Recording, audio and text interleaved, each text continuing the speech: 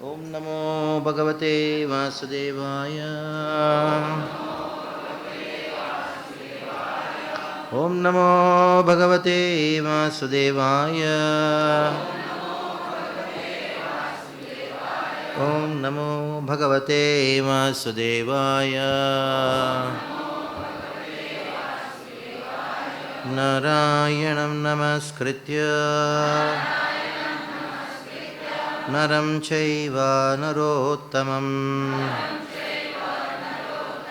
देवीं सरस्वतीं व्यासं ततो जयमुदीरये। नष्टप्रायेषु भद्रेषु नित्यं भागवत सेवया भगवती उत्तमा श्लोके भक्तिर्भवति नैष्टिकी।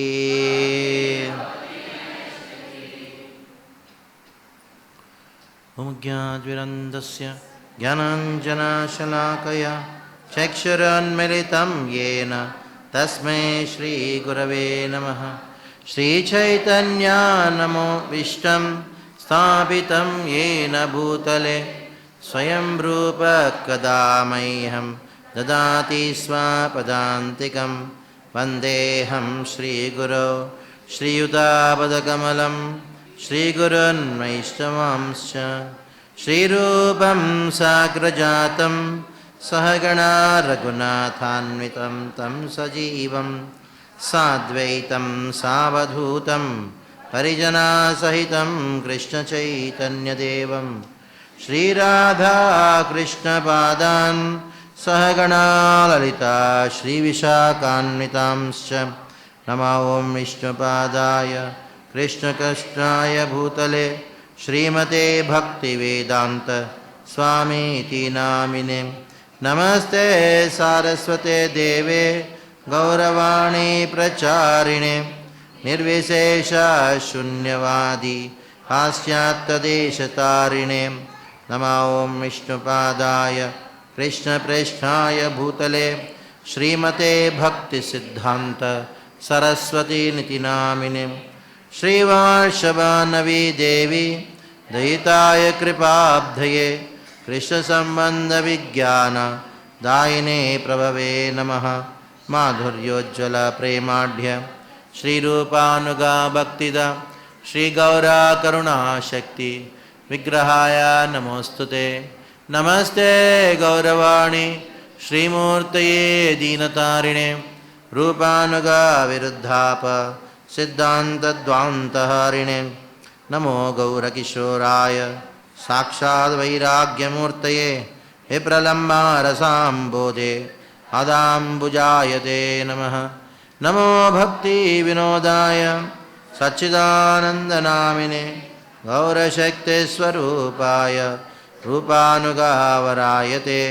गौराविर्भावभूमेस्त्वं निर्देष्टा सज्जनप्रियः वैष्णवः सार्वभौमः श्री जगन्नाथाय ते नमः। वाञ्छाकल्पतरुभ्यश्च कृपासिन्धुभ्य एव च पतितानां पावनेभ्यो वैष्णवेभ्यो नमो नमः। नमो महावदान्याय कृष्णप्रेमप्रदायते कृष्णाय कृष्णचैतन्य नाम्ने गौरत्पिषे नमः। पञ्चतत्त्वात्मकं कृष्णं भक्तरूपस्वरूपकं भक्तावतारं भक्ताख्यं नमामि भक्तशक्तिकं। हे कृष्णा करुणा सिन्धो दीनबन्धो जगत्पते गोपेश गोपिकान्त राधाकान्त नमोऽस्तुते। जयतां सुरतोर्पङ्गुर्मामन्दमतेर्गति मत्सर्वस्वपदाम्भोजो राधामदनमोहनो दिव्यवृन्दारण्यकल्पद्रुमादः श्रीमद्रत्नागारसिंहासनस्थो श्रीमद्राधा श्रीलगोविन्ददेवो पृष्ठ्रालभिः सेव्यमानो स्मरामि। श्रीमान् रासरसारम्भि वंशीवटतटस्थिता कर्षं वेणोः स्वनिर्गोपीर् गोपीनाथ श्रियस्तु नः तप्तकाञ्चन गौराङ्गी राधे वृन्दावनेश्वरी वृषभानुसुते देवी प्रणमामि हरिप्रिये। जय श्री कृष्ण चैतन्य प्रभु नित्यानंद श्री अद्वैता गदाधर श्रीवासादि गौरभक्तवृंद। हरे कृष्णा कृष्णा कृष्णा हरे हरे, हरे राम राम राम हरे हरे। शुक्लांबरधरं विष्णुं शशिवर्णं चतुर्भुजं प्रसन्नवदनं ध्यायेत् सर्वविघ्नोपशान्तये। यस्य द्विर्वक्तादरः पारिषद्यात् परस्सतं विघ्नं निघ्नन्ति सततं विश्वक्षेणं तमाश्रये। कूजन्तं राम रामेति मधुरं मधुराक्षरम् आरुह्य कविताशाकं वन्दे वाल्मीकिकोकिलं। वाल्मीकिर्मुनिसिंहस्य कवितावनचारिणः यः वनचारिणः शृण्वन् रामकथानादं को न याति परां गतिं। यः पिबं सततं रामचरितामृतसागरम् अतृप्तस्तं मुनिं वन्दे प्राचेतसमकल्मषं। गोस्पदीकृतवाराशिं मशकीकृतराक्षसं रामायणं महामाला रक्तं वन्दे नीलात्मजम्। आञ्जनानन्दनं वीरं जानकीशोकनाशनं कपीशमक्षहन्तारं वन्दे लङ्काभयङ्करम्। उल्लङ्घसिन्धोः सलिलं यः शोकवह्निं जनकात्मजायाः आदाय तेनैव ददाह लङ्कां नमामि तं प्राञ्जलिराञ्जनेयम्। आञ्जनेयमतिपाटलाननं कञ्चनाद्रिकमनीयविग्रहं पारिजाततरुमूलवासिनं भावयामि पवमाननन्दनं। यत्र यत्र रघुनाथकीर्तनं तत्र तत्र कृतमस्तकाञ्जलिं बाष्पवारि परिपूर्णलोचनं मारुतिं नमत राक्षसान्तकं। मनोजवं मारुततुल्यवेगं जितेन्द्रियं बुद्धिमतां वरिष्ठं वातात्मजं वानरयूथमुख्यं श्रीरामदूतं शरणं प्रपद्ये। यः कर्णाञ्जलिर्सम्पुटैरहरा सम्यक् पिपद्यादरात् वाल्मीकेर्वदनारविन्दगलितं रामायणाख्यं मधु। जन्मव्याधिजनाविपत्तिमरणैकत्यन्तदृशोपद्रवं संसारसविहाय गच्छति पुमान् विष्णोर्पदं शाश्वतं। तदुपगतसमाससन्धियोगं सममधुनोपनाथार्थवाक्यबद्धं रघुवरचरितं मुनिप्रणीतं रसचरश्च वदं निशामयध्यं। वाल्मीकिर्गिरिसम्भूता रामसागरगामिनी पुनात् भुवनं पुण्यां रामायणमहानदी।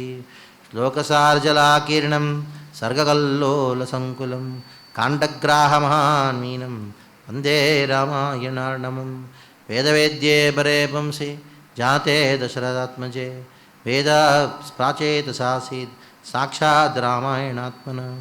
वैदेही सहितं समुद्रमतले हैमे महामण्डपे मध्ये पुष्पकमासने मणिमये वीरासने सुस्थितम्। अग्रे वाचयति प्रपञ्चनसुते तत्त्वं मुनिभ्ये परं व्याख्यान्तं भरतादभिप्रवृतं रामं भजे श्यामलं। वामे भूमिसुता पुरश्च हनुमान् पश्चात् सुमित्रासुता शत्रुघ्नो भरतश्च पार्श्वदलयोर्व्यादेषु कोणेषु च। सुग्रीवश्च विभीषणश्च युवरात् तारासुतो जाम्बवान् मध्ये नीलसरोजकोमलरुचिं रामं भजे श्यामलं। नमोऽस्तु रामाय सलक्ष्मणाय देव्यै च तस्मै जनकात्मजायै। नमोऽस्तु रुद्रेन्द्रियानिलेभ्यो नमोऽस्तु चन्द्रार्कमरुद्गणेभ्यः। अस्त्रविजेतां रामो लक्ष्मणश्च महाबलः राजा जयति सुग्रीवो राघवेण विपालितः।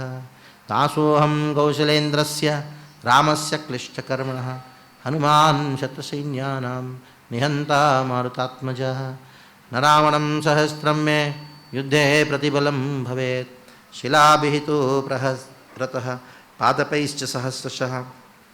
अर्थयित्वा पुरीं लङ्काम् अभिवादयच्च मैथिलीं समुद्ध्यर्तो गमयिष्यामि विशतां सर्वरक्षसां धर्मात्मा सत्यसन्धश्च रामो दाशरथीर्ययति पौरुषो च प्रतिद्वन्द्वस्तं तेनेदं जहि रावणिम् आपदामपहर्तारं दातारं सर्वसम्पदां लोकाभिरामं श्रीरामं भूयो भूयो नमाम्यहम् तपस्वाध्याय निरतं तपस्वी वाङ्विदां वरं नारदं परिप्रपच्छ च वाल्मीकिर्मुनिपुङ्गवन् रामाय नमः।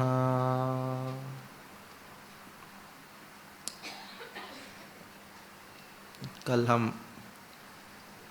रामायण की चर्चा करते हुए हम किस प्रकार दशरथ जी ने वचन दिया था कैकेयी को, और कैकेयी ने उस वचन के बदले में मांगा कि राम को जाना चाहिए वनवास 14 साल के लिए, और भरत जो है वो राजा बनना चाहिए। जब ये बात भगवान रामचंद्र ने सुना, हमने ये सीखा कि किस प्रकार रामचंद्र में ज़रा सा भी उद्वेग नहीं हुआ, बिल्कुल एकदम शांति से उसको स्वीकार किए। स्वीकार करके कौशल्या के पास जाते हैं। वैसे कैकेयी को राम समझाते बताते हैं, ये बात जो दशरथ स्वयं मुझे कहते तो कितना अच्छा था। मुझे ये दुख हो रहा है कि दशरथ मेरे पिताजी है, महान राजा है, उनको मेरे ऊपर विश्वास नहीं था, क्या मैं उनकी आज्ञा को तिरस्कार करूंगा? मुझे इस बात का दुख हो रहा है कि मेरे पिताजी मेरे ऊपर विश्वास नहीं किए। आज तक मैंने मेरे पिताजी का आज्ञा का तिरस्कार नहीं किया। आज जब ये बात बोलने की हुआ, उनके हृदय में ये जो डर है, ये डर का कारण मैं हूं। मेरा कितना बड़ा दुर्भाग्य है। देखो, मेरे पिताजी का विश्वास जीत नहीं पाया। मेरे पिताजी अगर सीधा मुझे बोल देते राम तुम जाओ वनवास, मैं तो हंसते हंसते चले जाता। मेरे पिताजी अगर मुझे बोलते कि अगर जहर पी जाओ, मैं पी जाता। अगर मेरे पिताजी बोलते हैं ये करो, विचार किए बिना सही है गलत है, धर्म है या अधर्म है, मैं उसको पालन करता, क्योंकि पिता जो है मेरे गुरु होते हैं। सबसे पहला गुरु पिता है। मनुष्य जन्म प्राप्त हुआ है पिता के द्वारा प्राप्त हुआ है। गुरु बाद में आते हैं, लेकिन पिता सबसे पहले, क्योंकि पिता ने तो बीज बोया। माता तो एक थैली है, पिता तो बीज बोया, तो मैं उससे माता के गर्भ से भले ही निकला हूं, लेकिन बीज पिता का, इसलिए गुरु पिता होता है। इसका दुख है कि अगर आप भी बोल देते ना कि राम तुम जाओ, जंगल में चले जाता। इस प्रकार कैकेयी को प्रणाम करके भगवान रामचंद्र सीधा निकल के आते हैं कौशल्या के पास, उनकी माँ के पास। कौशल्या बड़े प्रेम से, आओ राम तुम्हारा पट्टाभिषेक होने वाला है, बता भोजन बनाए खाओ। तो राम ने कहा नहीं। सीधा उन्होंने कहा कि मैं जा रहा हूँ वनवास में, और केवल कंदमूल खाते हुए एक साधु जैसा जीवन यापन करूँगा, और ये मेरी पिताजी का इच्छा है। ये पूरा कहानी जैसे सुनाया। कौशल्या कहने लगी नहीं हो सकता है, तुम नहीं जाओगे। और अपने पति को बहुत एक तरीके से निंदा करने लगे शोक में। कभी मुझे बराबर देखभाल नहीं किया, हमेशा उनका कैकेयी के प्रति ज़्यादा आसक्ति थी, और मैं कैसे रह पाऊंगी। बहुत सारे बातों का राम ने बहुत समझाया, लेकिन कौशल्या समझी नहीं। अभी कौशल्या कहती हैं ठीक है राम, अगर तुम जा रहे हो तो मैं भी साथ में चलूंगी। तो इस बात को कहते हुए 24वां सर्ग से आज हम शुरू करते हुए कुछ बातों को चर्चा करेंगे। तम समीक्षतु अवहितं पितुरु निर्देश पालयन्। पितुः निर्देश पालयन्, पिता का वचन को या निर्देशों को पालन करने में एकदम बिल्कुल दृढ़ होते हुए इस राम को देख के कौशल्या भाष्प समृद्धवचो, उनकी आंखों से आंसू गिरते हुए इस प्रकार के वचन बोलने लगी, वचो धर्मिष्ठम अब्रवीत। राम को वर्णन किया गया, वाल्मीकि जी कहते धर्मिष्ठम अब्रवीत, इस प्रकार बोलने लगी। तुम कहती कि अदृष्ट दुखे धर्मात्मा सर्वभूत प्रियम वदः। देखो राम, आप धर्मात्मा हो, धर्मात्मा हो के नाते दशरथ के पुत्र हो और राजवंश में जन्म लिए हो। तुम जाओगे जंगल में, जाके अन्नों को, अन्न के जो दाने होते हैं उधर ढूंढ ढूंढ के निकाल के उसको खाना, इसको देख के मुझे सहन नहीं हो पा रहा है। अस्य वृच्यते दासा, अनेकों अनेकों दासों के साथ तुम महल में रहने का तुम्हारा आदत हो चुका है, और पता नहीं तुम जंगल जाओगे तो क्या खाओगे क्या नहीं खाओगे, इसलिए मैं देख नहीं सकती हूं तुम इस प्रकार जंगल जाओगे। अकेले जंगल जाना ठीक नहीं है, मैं तुम्हारी माँ हूं ना, इतना दिन से तुमको मैं देखभाल करके आई हूं। आंखों का पलक जो है किस प्रकार देखभाल करता है उस प्रकार मैं देखभाल की मैं माँ हूं। भले ही मैं वृद्ध हो चुकी हूं लेकिन मैं तुम्हारे साथ चलूंगी।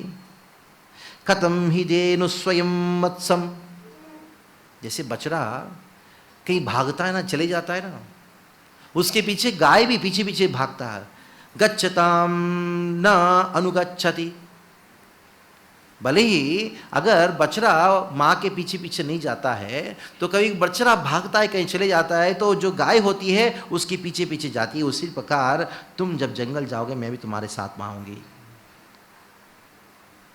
देखो राम, कैकेयी तुम्हारी उपस्थिति में और तुम्हारे पिताजी की उपस्थिति में इतना कठोर वचन को इस्तेमाल किया।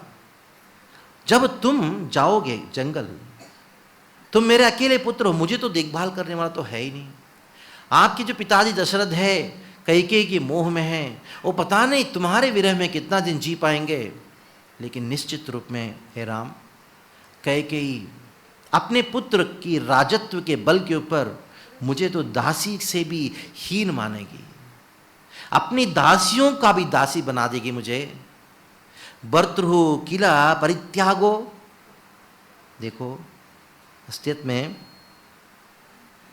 मैं जानती हूं, भर्तृ किला परित्यागो, पति को परित्याग करके जाना, इससे दुष्ट कार्य एक स्त्री के लिए कभी होता नहीं है। लेकिन मैं क्या करूं, यावत् जीवितः काकुत्सः पिता में जगती पिता।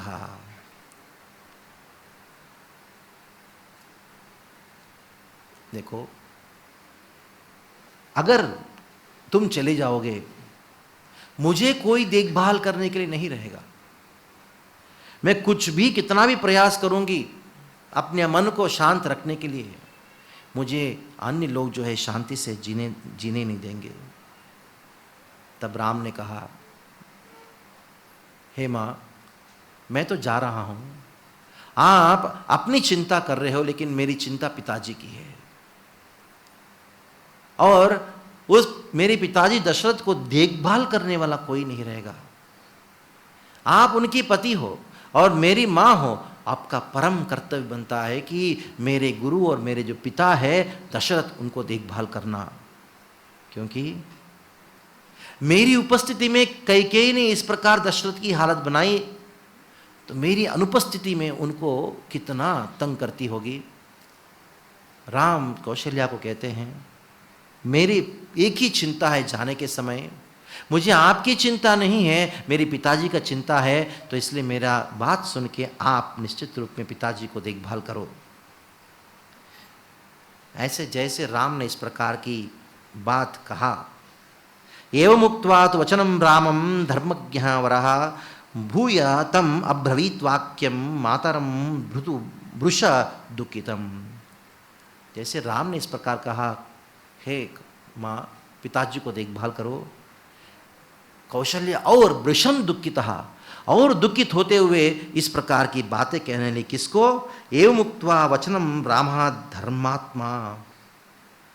राम जब भी कोई भी एक शब्द कहते हैं उसके पीछे धर्म रहता है। ये जो धर्म है, रामो विग्रहान धर्म, प्रत्येक कार्य प्रत्येक वचन में धर्म की स्थापना किया भगवान रामचंद्र ने। भले ही लौकिक धर्म है लेकिन धर्म है। ये बड़े ही ऐसा लगता है कि सब लौकिक धर्म है। खास करके अयोध्या कांड जो है, एक पारिवारिक माहौल में एक परिवार के सदस्य दूसरे परिवार के सदस्य के साथ कैसे बात करना चाहिए, किस प्रकार का व्यवहार करना चाहिए, उसका वर्णन रामायण में प्राप्त होता है। देखिए, ये धर्म को पालन करना सात्विकता कही जाती है। जब तक सात्विकता नहीं होती तब तक वर्णाश्रम धर्म का बराबर पालन नहीं हो पाता है, तब तक व्यक्ति जो है आध्यात्मिक जीवन को पालन नहीं कर सकता। इधर कौशल्या कहती राम को, मया चैव भवत्य च कर्तव्यम वचनम पितुः। तो उनने कहा, राजा भर्ता गुरुश्रेष्ठा सर्वेषां ईश्वर प्रभुः। राम जी कहते हैं, राजा भर्ता गुरुश्रेष्ठा। दशरथ महाराज मेरे पिता ही नहीं है, मेरे गुरु है। मेरे गुरु ही नहीं है, वो मेरे राजा है। इसलिए सर्वेषां ईश्वर प्रभु, ये जानो साक्षात ईश्वर के प्रतिनिधि है, इसलिए उनका सेवा करना चाहिए। राम जी आगे कहते, हे मां, इमनी तु महारण्ये विहाय वनम पंचच नववर्षाणि परम प्रीतः। मैं बड़ आनंद के साथ, आप चिंता मत करो, मैं जब जा रहा हूं तो जंगल में बहुत दुखी होकर बिताऊंगा नहीं, परम प्रीतः बहुत आनंद के साथ जाऊंगा। नव पंचानी मतलब 14 साल के बाद मैं निश्चित रूप में आनंद के साथ तुम्हारे साथ वापस आऊंगा। एवं मुक्त्वा प्रियम पुत्रम मार्शपूर्ण अनानत तदा। ये पुत्र के ये बातों को सुन के कौशल्या इस प्रकार सोच बताने लगी, देखो राम, तुम तो चले जाओगे, मैं तो तुम्हारे पिता को देखभाल करूंगी, लेकिन मेरी परिस्थिति देखो, और मेरे जो अन्य आपकी दो माताएं हैं, दशरथ की और 2 पत्नियां हैं, उनके बीच में रह के मेरा जीवन बहुत दुखी रहेगा। इस प्रकार रोने लगी कौशल्या। कौशल्या रोते रोते उसको देख के रामचंद्र ने उनको बहुत अन्य उपदेश दिया।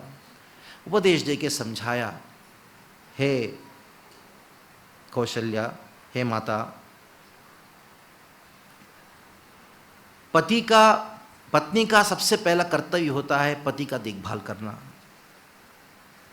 और मैं जब जाऊंगा जंगल में, उस समय मेरे पिताजी को कोई देखभाल करने वाला नहीं है, इसलिए मैं चाहता हूं कि आप मेरे पिताजी को या आपके पति को देखभाल करो। और मैं और आशा करता हूं आपसे, जिस प्रकार आपने मुझे पुत्र के रूप में माना है, मुझसे प्रेम किया है, उतना ही प्रेम से भरत को देखना। कभी भी ये द्वेष मत करना कि मेरे पुत्र को राजा बनना था लेकिन भरत ने उस राज्य को छीन लिया है। ऐसे ऐसे सुंदर सुंदर शब्दों को कहते हुए रामचंद्र ने निश्चय किया कि मैं जाऊंगा। निश्चय, रामचंद्र के अंदर धर्मज्ञ निश्चयता को देख के कौशल्या राम को कहती है, ठीक है, जाओ बेटा। 25वां सर्ग में, सा अपानीतम आयातम उपस्थितम जलम शुचिः चकार माता स्वयं। क्या किया? नज़दीक में जल था, उसको लिया, आचमन किया, कुछ मंत्रों को उच्चारण करते हुए कौशल्या रामचंद्र को एक परिक्रमा जैसी करते हुए उनकी रक्षा के लिए अनेकों अनेकों सुंदर सुंदर श्लोकों को उच्चारण किया कौशल्या ने। तत्ते भवत मंगलम भवत मंगलम भवत मंगलम, ब्राह्मणों को बुलाया कौशल्या ने। उधर तुरंत यज्ञ कराया। भगवान रामचंद्र की सुरक्षा के लिए अनेकों अनेकों स्वस्ति वचनों को इस्तेमाल करके कौशल्या ने रामचंद्र को आलिंगन करते हुए ने कहा, हे राम, जाओ, जल्दी जाओ और जल्दी वापस आना। कौशल्या हृदय में दुख था लेकिन मुख में हंसी था। मुख में हंसी और हृदय में दुख, और इस प्रकार की वाणी कहने लगी लेकिन हृदय की बात नहीं कह रही थी और मुख में हंसी थी। और इन शब्दों को कहती है राम को, हे राम, जब तुम जंगलों में जाओगे ये ध्यान रखना, जंगल में मैंने सुना बहुत साधु रहते हैं, उन साधुओं को प्रणाम करना, उन साधुओं का आशीर्वाद लेना। अनेकों अनेकों देवताओं के मंदिर प्राप्त होंगे, उन मंदिरों में जाना, जाके उन देवताओं की आराधना करना। और मैं 14 साल तक तुम्हारा इंतज़ार करूंगी। जब आओगे, तुमने जितने ही प्रकार के साधुओं का संग किया, जितने भी तपस्या किया, उस तपस्या का बल को लेके आना। और उसके तुम जा रहे हो, मैंने आज तक जितने भी व्रत किया, तप किया, कुछ भी किया है, ये सब तुमको रक्षा करे। इस प्रकार कौशल्या राम को विदा करती है। ये बहुत महत्वपूर्ण प्रसंग है कौशल्या राम का। ये कौशल्या और राम को विदा करने के प्रसंग में एक बहुत महत्वपूर्ण शिक्षा हमको प्राप्त होती है, एक मां को कैसे होना चाहिए। पुत्र कहीं जा रहा है और मां का हृदय कैसा है, कोमल होता है, लेकिन हृदय को कठोर बना के, चेहरे के ऊपर हंसी लाके, पुत्र की रक्षा की बातों को कहते हुए भेजना, ये जो है धर्म के कार्य के लिए भेजना, ये मां कौशल्या से सीखने वाली बात है। हर बार ऐसा नहीं करना चाहिए, दिल की बात कहना, क्या उचित है वो कहना, क्या उचित है वो करना, वो सीखना चाहिए। जो दिल में आ गया बोलना, वो तो उसको कई कहा जाता है। लेकिन कौशल्या इतनी महान माता है, भले ही मां की प्रेम वात्सल्य रहता है, लेकिन पुत्र की धर्म निष्ठा को देख के वो कहती है, जाओ पुत्र। इस प्रकार रामचंद्र कौशल्या से विदा लेके गए सीता से मिलने, और बीच में लक्ष्मण के साथ बहुत होता है उनका। लक्ष्मण रुष्ट होने लगे, मैं वो कर दूंगा, दशरथ को मार दूंगा, वो कर दूंगा, भरत को मार दूंगा, आज्ञा दो भ्राताश्री, आज्ञा दो, मैं जाके वो कर दूंगा। ऐसा कौन सा हिम्मत है, पूरा अयोध्यावासी आपके विरुद्ध हो जाए तो भी मैं आपके उस राज्य सिंहासन में बैठाऊंगा। रामचंद्र ने लक्ष्मण को कहा, इतना रोष मत करो, ये क्षत्र रोष जो है वो ठीक नहीं है। क्षत्रिय होने के नाते धर्म की रक्षा करना हमारा कर्तव्य है। ये क्षात्र रोष जो है वो हमको अधर्म की ओर लेके जाता है। राम ने बहुत डांटा। तब राम ने लक्ष्मण को कहा, जिस उत्साह के साथ लक्ष्मण तुमने तैयारी किया है, किसका पूरा आयोजन किया है ना, मेरा पट्टाभिषेक का, अभिषेक होता है जब राजा को, पट्टाभिषेक मतलब क्या है, उनको सिंहासन बिठा के अभिषेक किया जाता है। अलग अलग पात्रों से घी, अलग अलग पात्रों में मधु, अलग अलग पात्रों में अनेकों शुभ पदार्थों को ला के अभिषेक किया जाता है। जिन पात्रों को तुमने इकट्ठा किया है, हे लक्ष्मण, उसी उत्साह के साथ, अगर तुम मुझसे प्रेम करते हो, उसी उत्साह के साथ इन सारे पात्रों को हटा दो। ऐसे रामचंद्र लक्ष्मण कौशल्या के महल से बाहर निकल रहे थे। राम ने सोचा, अभी मुझे तो अभी वस्त्र को बदली करना है, चलो इन्हीं पात्रों में जो शुद्ध किया हुआ जल है उसे मैं नहाऊंगा। और जैसे जा रहे थे, चलो छोड़ो, ये तो राज संपत्ति है। देखिए राम की निष्ठा, धर्म निष्ठा, ये राज संपत्ति है। मैं अपने हाथों से कुएं से जल निकाल के स्नान करूंगा और ये वनवासी का वस्त्र धारण करूंगा। ऐसे कहते हुए सीता के पास गए। सीता के पास जाके वो राम सीधा कहने लगे। सीता बड़े आनंद के साथ थी और राम को देख के सीता के मन में आई, आपको क्या हो गया, इतना चेहरे तो उतरा हुआ क्यों है, क्या आपने कुछ धर्म को पालन करने में कमी किया? अनेकों प्रश्न पूछी। तब भगवान रामचंद्र सीधा सीता को कहते हैं, इति इवा विलपंतीम ताम प्रोवाच रघुनंदना।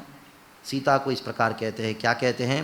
सीते तत्र भवसं ताता प्रवाजयति माम वरम।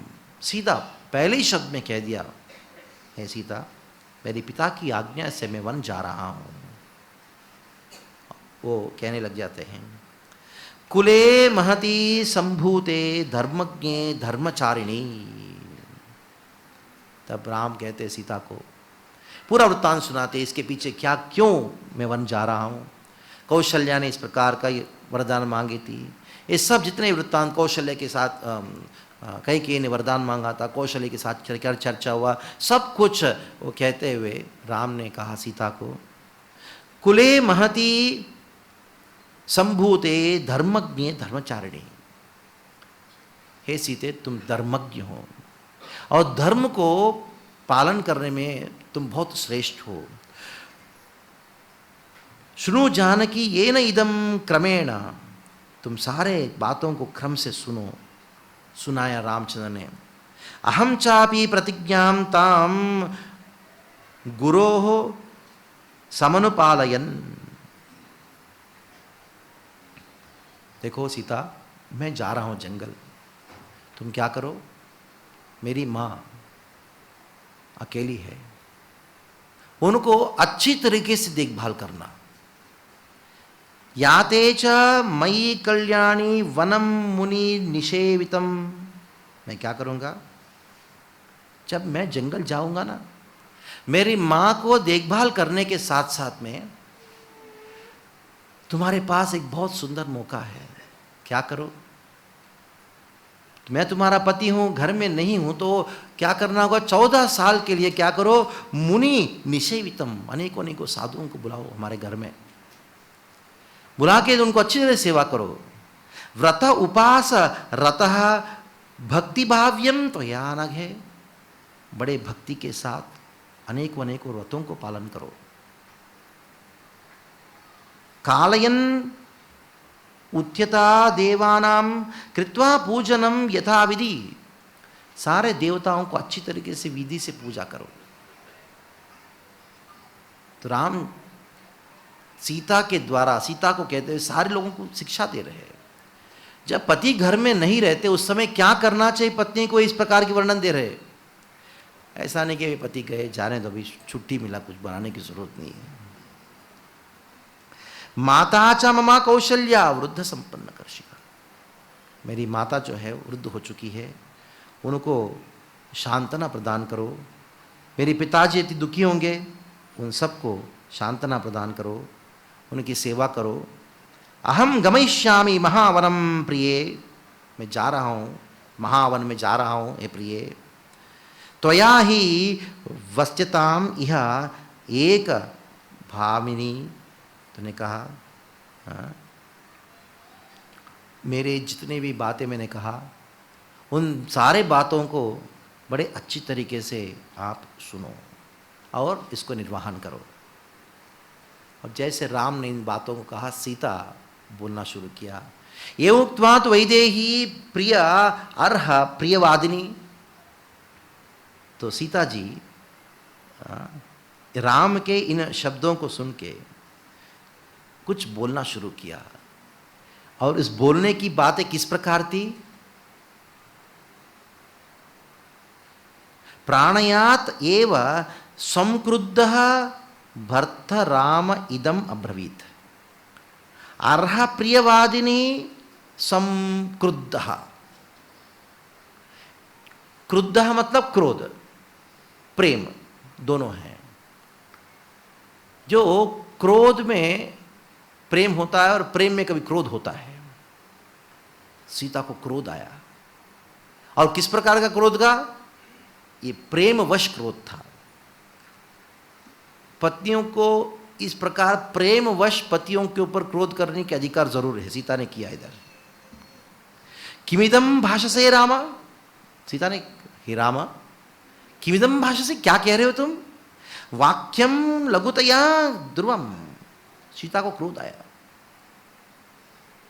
अबे किसके लिए क्रोध आया, यह प्रश्न है।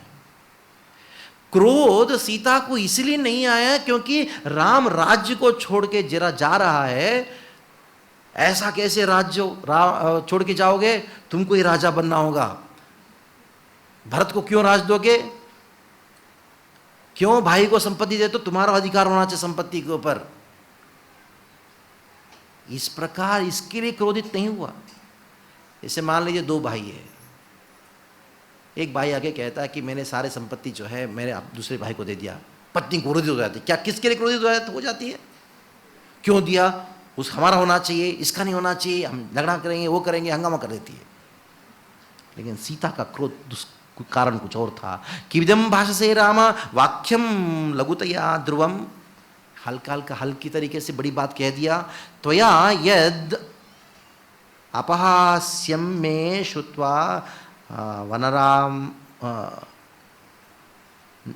नरवारजम, कहा कि इस प्रकार आप क्यों बात कर रहे हो, हाँ कोई हास्यात्मक बात है क्या। हाँ? आर्यपुत्रा पिता मात्रा भात्रा पितुर तथा सुष्ठा, पिता होते हैं, भाई होते हैं, ये सब होते हैं, इन सब का एक ही कार्य होता है कि उनके जो प्रिय व्यक्ति होता है उनको सेवा करना, उनका सेवा करना। खास करके एक पत्नी होती है, उन्होंने क्या किया, अपने सारे परिवार वालों को त्याग करके आती है पति के पास। सीता कहती हैं बर्तु भाग्यम तु भार्या एका प्राणोति पुरुषः ऋषभः। हे पुरुष ऋषभ राम, बर्तु भाग्यम तु भार्या, जो भर्तु मतलब पति का भाग्य होता है ना, वो भाग्य भार्या है। यानी दूसरे शब्दों में जो पति का भाग्य में सहयोग देना या उनको भाग्य में अपना भाग्य समझना, ये पत्नी का बहुत परम कर्तव्य होता है। अतचैव हम अधिष्ठामि वने मत्स्यन इति अपि, इसलिए अगर आपके भाग्य में वन जाना है, ये मैं समझती हूं मेरे भाग्य में भी वन जाना है, इसलिए मैं आपके साथ में आऊंगी। सीता ने कहा न पिता न आत्मजो न आत्मा न माता न सखी जनः यह प्रेत्य च नारीणाम पतिर एको गतिर सता। क्या शब्द है देखिए, खाली एक श्लोक सारे स्त्री अपने हृदय में उतार लेना। मैं बता रहा हूं, स्वर्ग जाने की जरूरत नहीं है, आपका घर ही स्वर्ग है। सीता जी क्या कहती देखिए, न पिता न आत्मजो, ना मेरे पिता मेरे लिए उतना प्रिय है, ना आत्मजो ना पुत्र मेरे लिए इतना प्रिय है, ना आत्मा ना मैं अपने आप के लिए इतना प्रिय हूं, ना मेरी मां ना मेरी सखियां। यह प्रेत्ये च नारी नाम, सारे नारियों के लिए पतिर ये को गतिर सदा। क्या शब्द है, पति एकमात्र गति है। पति को छोड़ के किसी और का सहारा लेती है ना, वो स्त्री नहीं मानी जाती है। वैदिक सभ्यता है, एक बार विवाह हो गया, उनका कर्म उनके पति के साथ में है, उनका दुख गलती से भी माँ बाप पिता या सखी किसी को भी बोलना नहीं चाहिए, कितना भी दुष्ट पति भी क्यों ना हो। ये वैदिक सभ्यता है, कितना भी परम दुष्ट भी क्यों ना हो, बस अपने हृदय में दबा दबा के रो ले भगवान के पास जाके, लेकिन किसी के पास जाके नहीं कहूंगी। ये वैदिक शिक्षा है। हर माता पिता अपनी पुत्रियों को इस प्रकार की शिक्षा देते थे। तेलुगु भाषा में एक शतकम मतलब 100 श्लोकों की संपुट एक रहता है, किताब रहता है, उनमें से एक कुमार शतकम है, वैसे अनेकों शतकम, उनमें से कुमारी शतकम करके हैं। एक जब कुमारी हो जाती हैं, 11-12 साल की होती हैं, और उस समय विवाह का चिंता पिताजी के मन में बढ़ जाता है, माँ के मन में बढ़ जाता है, किससे विवाह करे। और विवाह करने के बाद उन कन्याओं का क्या कर्तव्य होता है, उन कर्तव्यों की शिक्षा देते हुए कुमारी शतकम में इन बातों को कहा गया है। उन बातों का सार रूप में श्लोक में कहती है, न पिता न आत्मजो, न पिता न आत्मजो। मेरे पुत्र भी एक माँ के लिए, या भले ही वो माँ है, उनके पुत्र भले ही प्रिय है, लेकिन पति से बढ़कर नहीं। पितृ एको पतिगत सदा। बाद में कहती हैं, यदि त्वं प्रस्थितः दुर्गम वनम अद्यत एव राघवा। क्या श्लोक है। हे राघवा, यदि त्वं प्रस्थितः दुर्गम, अब जल्दी अभी अभी जा रहे हो, आप जंगल जा रहे हो, बहुत मुश्किल वन है। पत्नी का कर्तव्य होता है पति को सुख देना। पति जा रहा है जंगल में, मैं आराम से एसी कमरे में बैठ के टीवी देख रहा हूं, ये क्या है? ये कहां का न्याय है राम? अस्तित्व में आप जंगल जा रहे हो ना, सिद्ध हो गया जंगल जाने से पहले मैं क्या करने वाली मालूम है? अग्रते गमयिष्यामि, अग्रते गमयिष्यामि। राम, आप जाने से पहले मैं जाऊंगी। बहुत महत्वपूर्ण श्लोक है, इसके अंदर बहुत सिद्धांत भरा हुआ है। अग्रहते गमयिष्यामि मृदंती कुशकंटकान। क्या करूंगी मैं? हे राम, आपके चरण बहुत कोमल है, इन कोमल चरणों को जंगल में जाओगे तो आपको दुख लगेगा, तो क्या उसको सहन कर सकती हो? तो इसलिए मैं क्या करने वाला हूं, आप जंगल जाने से पहले अग्रते, आपके पहले मैं जाऊंगी, आपके आगे आगे जाऊंगी। क्यों? जाके मैं क्या करूंगी? मृदनंती, उनको मृदु ही बनाऊंगी। किसको? कुशकंटकान, जितने भी घास होंगे, कांटे होंगे, उनको दबा दबा के उनको मृदु बनाऊंगी, ताकि आप जब जंगल में जाओगे ना, आपकी चरण को जरा सा भी दुख नहीं पहुंचना है। देखिए, सीता का क्रोध है, प्रेम में क्रोध जो है ना, इससे इस श्लोक को उच्चारण कर रही है। राम, क्या बातें कर रहे हो? कोई सोच सकता है कि सीता कह रही होगी, अरे आपने राज्य छोड़ दिया, हमारा क्या होगा? ये सब चीजें बातें नहीं की है सीता ने। सीधा कहा कि यदि त्वं प्रस्थितः दुर्गम, आपने निश्चय कर लिया जाने के लिए, तो आपकी जाने से पहले मैं जाऊंगी। क्या करूंगी? मृदंती कुशकंटकान, मैं इसको नरम बना दूंगी। बड़े बड़े पत्थर होंगे ना, उसको मैं तोड़ तोड़ के नरम बनाऊंगी। देखिए, इसके पीछे बहुत गहरा वेदांत है, पूरा रामायण आ गया इसके अंदर। सीता जी कहती हैं, जब हम दोनों वन में जाएंगे ना, भविष्य में क्या होने वाला मालूम है? ये कुशकंटकान कोई और नहीं है, राक्षस है। अग्रते गमयिष्यामि, इन राक्षसों के पास मैं पहले ही जाऊंगी। रामायण हो गया इसमें। अग्रते गमयिष्यामि, मैं जाऊंगी। रावण सीता को अपहरण करके लेके गया, उस बात को इस श्लोक में सीता ने कह दिया। रामायण को क्या भविष्य में क्या होने वाला सब कह दिया, लेकिन ये तो अंतरंगिक भाव है। बहिरंगिक रूप में देखा जाए, अपनी प्रेम को व्यक्त करती हैं। बाद में कहती हैं, ईर्ष्ये रोषे वशीकृता भुक्त रोषम इव उदकम।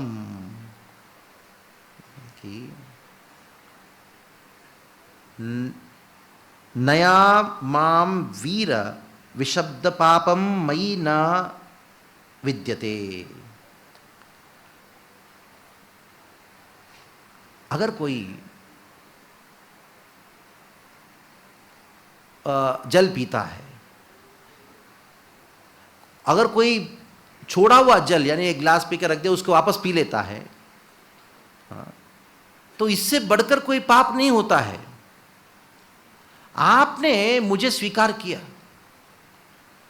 पत्नी के रूप में स्वीकार करके छोड़ के जा रहे हो, आधा स्वर्गीय मतलब आधा प्राण तो मुझे तो स्वीकार किया, स्वीकार करके आप कुछ समय तक मेरे साथ में रहे और छोड़ के जा रहे हो, इससे बढ़कर कोई पाप होता है क्या? देखो, सीता जी कहती हैं, प्रासादाग्रे विमानो वा वैहासने गतेन वा सर्वावस्थगता वर्ता पादश्च विशिष्यते। देखो, बड़े बड़े मकानों में रहने से, कितने भी ऐश और आराम के महल में रहने से, कितना भी सुख शांति से रहने से अच्छा है पति के चरण में रहना, पति की सुरक्षा में रहना। ये पत्नी के लिए हमेशा सुखदायी होता है। महल या कोई बड़ी बड़ी आस्थान में रहने से सुख नहीं मिलता है। अनुतिष्ठस्मिन् मात्रा च पित्रा च विविधा आश्रमाः। देखो हे राम, ये सब बातें जो है ना, मेरी माता पिता मुझे सिखा चुके हैं। आपके साथ विवाह होने से पहले ये सब बातें मुझे इतना सिखा चुके हैं। अगर मैं इन बातों को निर्वाह नहीं करूंगी तो क्या होगा मालूम है? कलंक लगेगा जनक के ऊपर, मेरे माता पिता के ऊपर कलंक रहेगा। हे राम, तुमको कुछ नहीं बोलेंगे, अगर मुझे छोड़ के जाओगे तो मेरी माता पिता का इज्जत चले जाएगा, इसलिए मैं तुम्हारे साथ आऊंगी। आगे कहते हैं, सुखम वने निवासास्या यथा ये भवतु पितः अचिंत्यामि त्रिलोकाम चिंतयति पतिव्रतम। देखो, लोग सोचेंगे जब तुम जाओगे वन मुझे छोड़ के, आपको कुछ नहीं कहेंगे, सारा संसार मुझे कहेगा देखो किस प्रकार की पतिव्रता है। पति गए जंगल में, आराम से बैठी है महल में। शुश्रूषणम ते नित्यम नियता ब्रह्मचारिणी। वो कहती हैं एक पत्नी का कर्तव्य होता है पति का नित्य शुश्रूषा, नित्य सेवा करना।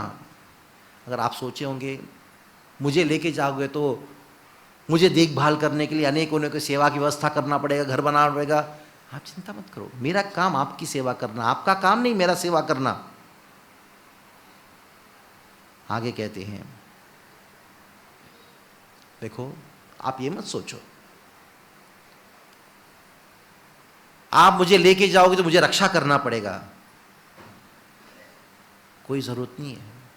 अगर मैं आपके साथ में जाऊंगी ना, मेरी द्वारा आपकी रक्षा होगी। हे राम, आप जानते नहीं हो धर्म पत्नी किसको कहा जाता है? जब पत्नी धर्म के अनुष्ठानों को जो पालन करती हैं, उस धर्म के अनुष्ठानों को पालन करने की शक्ति के द्वारा पति का रक्षा होता है। आप ये चिंता मत करना जब मुझे जंगल में लेके जाओगे तो मेरी रक्षा मुझे करना पड़ेगा। आप चिंता मत करो, मेरी रक्षा मत करना, मेरी जो पतिव्रतत्व है वो आपकी रक्षा करेगी, ये समझना। आगे कहते हैं, आप सोचोगे अगर मैं जाऊं उसके साथ में लेके जाऊंगा तो उसके लिए कौन खाना कहाँ से लेके आऊंगा, वो करके पड़ेगा, जंगल में तो फल फूल मिलता है। आप चिंता मत करो, फलमूलम अश्नान नित्यम भविष्यन्ति न संशय। आप चिंता मत करो, मैं फल कंदमूल खा के रहूंगी। न ते दुखम करिष्यामि, आप दुख मत हो जाइए। निवस्यन्ति सहत्वया, मुझे रहने के लिए घर बनाना पड़ेगा नहीं, आप जहां रहोगे उसके साथ रहो, क्योंकि आप मेरे घर हो। इच्छामि सरितः शैलान फलवादीनि वनानि च। इससे अच्छा है कि मुझे तो बड़ा आनंद है आपके साथ आने से, जंगल के आपके साथ आऊंगी ना तो मुझे पर्वत दिखेगा, अनेकों सुंदर सुंदर वन दिखेंगे, अनेकों सुंदर सुंदर जल की चीज़ें दिखेंगे, इसलिए मैं आपके साथ भी आना चाहती हूँ। हंस कारंडम आकीर्णम पद्मिनी साधु पुष्टिता। मैं चाहती हूँ अलग अलग जगह जाके सुंदर सुंदर तालाब है, उसके अंदर कमल की खिलते हुए कमल को देखूंगी। आप चिंता मत करो मैं सुखी होंगी कि नहीं, आपके साथ में निश्चित रूप में सुखी होंगे और आपके साथ में चलना है। ये मत सोचो कि मुझे अकेले छोड़ के आप जा सकते हो। जब वन में जाओगे ना, अनेकों बंदर होंगे, और अनेकों अनेकों भालू होंगे। वो कहती हैं वने निवस्यामि यथा पितृहु गृहे, क्या शब्द है, वने निवस्यामि यथा पितृगृहे। अभी मैं आपके घर में रहती हूँ ना अयोध्या में, जब मुझे जंगल लेके जाओगे ना, अगर आप बोलोगे नहीं नहीं आप जो मैके जाओ, अगर इधर अच्छा नहीं लगता है तो ठीक है पिताजी के साथ जाओ, जनकपुरी जाओ, उधर 14 साल रहना, बाद में मैं आऊँगा, नहीं। ये जंगल जो है वो मेरा पितृगृह है। अगर आप सोचते हो कि मैके में मैं सुखी रहूंगी, ये समझो जंगल ही मेरा मैका है, पितृगृह है। तव एव पादम उपगृह्य सम्मता, केवल आपकी चरण कमलों को पकड़ के ही रहना है और कोई मेरे जीवन में कोई अन्य विचार नहीं है। बाद में कहती है आप सोच रहे हो कि मैं आपकी वजह से आ रही हूं, आपके लिए आ रही हूं, नहीं। देखो राम, मैं आपके साथ में आऊंगी ना,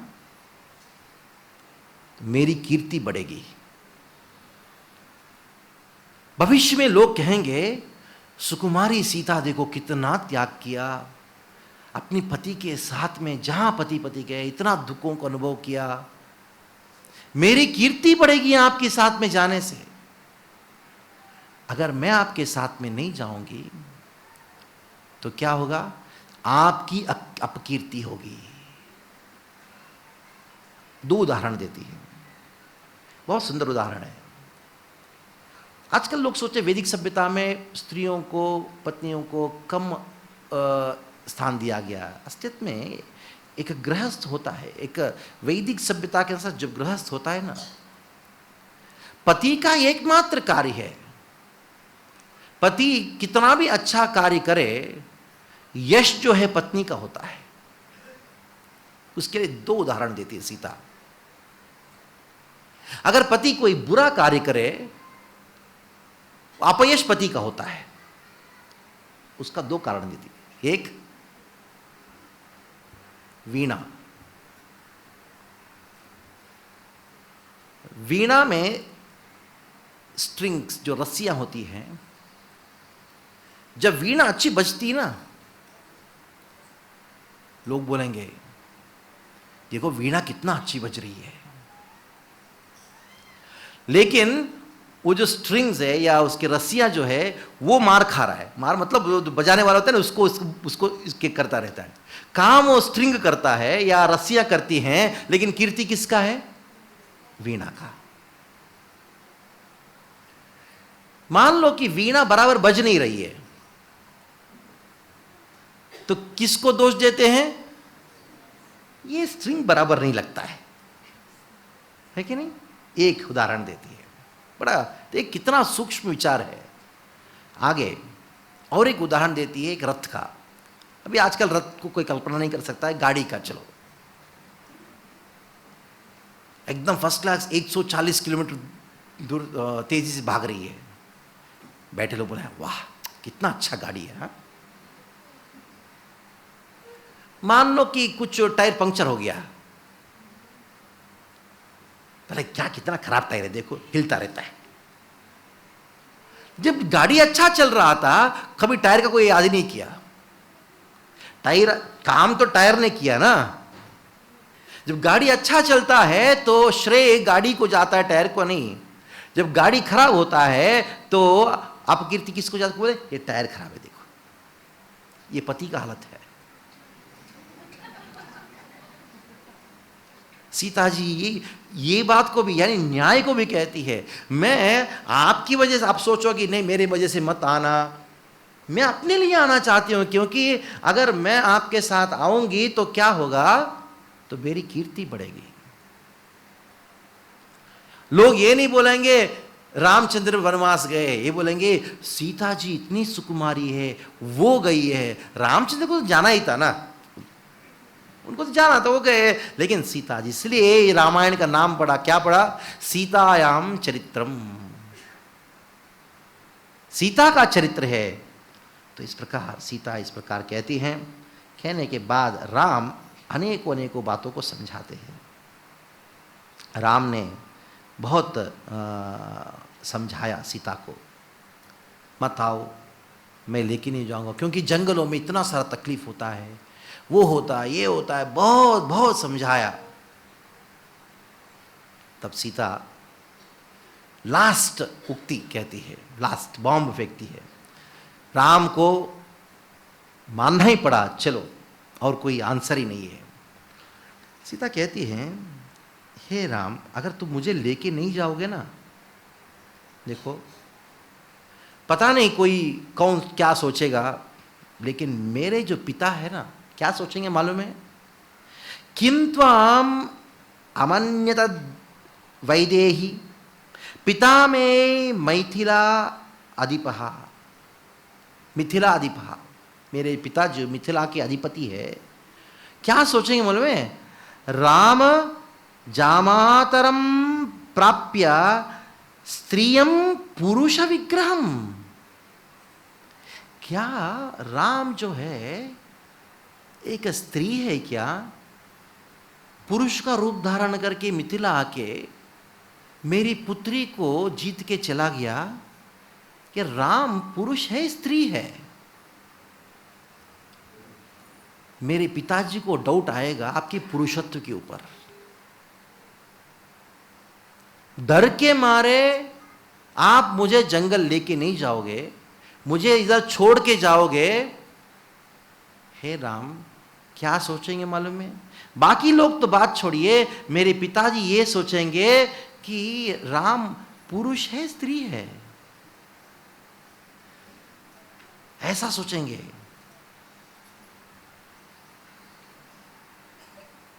अनुतम बललोके अयम अज्ञान यदृशी वक्षति तेजो न असि परम रामो तपसी इव दिवकरे। बाद में कहते हैं सभी लोग आपके ऊपर दया करने लग जाएंगे। सब सोचेंगे हमने सोचा कि राम बड़े वीर है, आज राम अपना स्वभाव को दिखा दिया। क्या दिखा दिया? कायर है, जो पत्नी को देखभाल नहीं कर सकता है, किस प्रकार का पति है। मेरे पिताजी से लेके अयोध्यावासी तक सब लोग आपको निंदा करेंगे। जब वो ऐसा निंदा करेंगे ना, तो मैं सहन नहीं कर सकती हूं। दूसरे शब्दों में सीता ने कहा राम को, तुम कैसे पुरुष हो राम, पत्नी को देखभाल नहीं कर सकता, साथ में लेके नहीं जा सकता। आप मुझे बोल रहे हो कि जंगल में जानवर होंगे, ये होंगे, असुर होंगे, ये सब होंगे, आप मुझे लेके नहीं जा रहे हो, इसका अर्थ है कि आप उनसे डरते हो। क्या अगर आपके साथ में आऊंगी, क्या उन लोगों से क्या मुझे रक्षा नहीं कर सकते हो? किस प्रकार का राम है? ऐसे लोग निंदा करेंगे, उस निंदा को सुन के मैं सहन नहीं कर सकती हूं, इसलिए मैं आपके साथ आना चाहती हूं। तो राम को एक दुख लगा, क्या मुझे कहते पुरुष नहीं हुए? अगर पुरुष को बोले क्या पुरुषत्व है, पत्नी को रक्षा नहीं कर सकता, कैसा कैसा पुरुष हो तुम, तो राम का ईगो हर्ट हो गया, समझ लो। देखिए, काम निकालना होगा ना पति से, उसको ईगो को हर्ट करना होता है, लेकिन बड़े प्रेम से है। लेकिन उसको ऐसा हर्ट करके पूरा वो मार डाले, वो ठीक नहीं है। लेकिन धार्मिक काम के लिए ये किया जा सकता है। जैसे मान लीजिए पति डोनेशन नहीं दे रहे, पति कह सकती है कैसे पुरुष हो, देखो इतने ऐसे ऐसे लोग इतना इतना डोनेशन दे रहे, शर्म नहीं आता आपको? कह सकती है। ये बात सीता ने कही, देखो ये पुरुषत्व के ऊपर। जब बाद में ये प्रसंग आता है कि जब अरण्य कांड की बात है, अरण्य कांड में, अयोध्या कांड के अरण्य कांड है, अरण्य कांड तक रामचंद्र को ये बात याद था, सीता तुमने क्या कहा, मैं पुरुष नहीं हूं ना? अभी देखो, एक बड़ा राक्षस आया था, सीता को अटैक करने के लिए आया था। राम और लक्ष्मण दोनों गए, इस राक्षस के धुआंधाम युद्ध किया। युद्ध में इस ऐसा हुआ कि राक्षस को मार के, राक्षस के जब खून निकला, वो खून पूरा रामचंद्र के शरीर में गिरा पड़ा था, ऐसा पड़ा था। और सीता जी भयभीत होकर देख रही थी, और रामचंद्र जैसे आए वो मार के ऐसे खड़े हुए धनुष बाण लेके। अभी सीता जी सीधा भागते हुए वो कुंभ से लपटे हुए राम है उसको आलिंगन की। तब राम ने कहा, अभी याद आया तुमने क्या कहा था? मैं साबित किया अभी मैं पुरुष हूं। उनको साबित करना पड़ा कि मैं पुरुष हूं।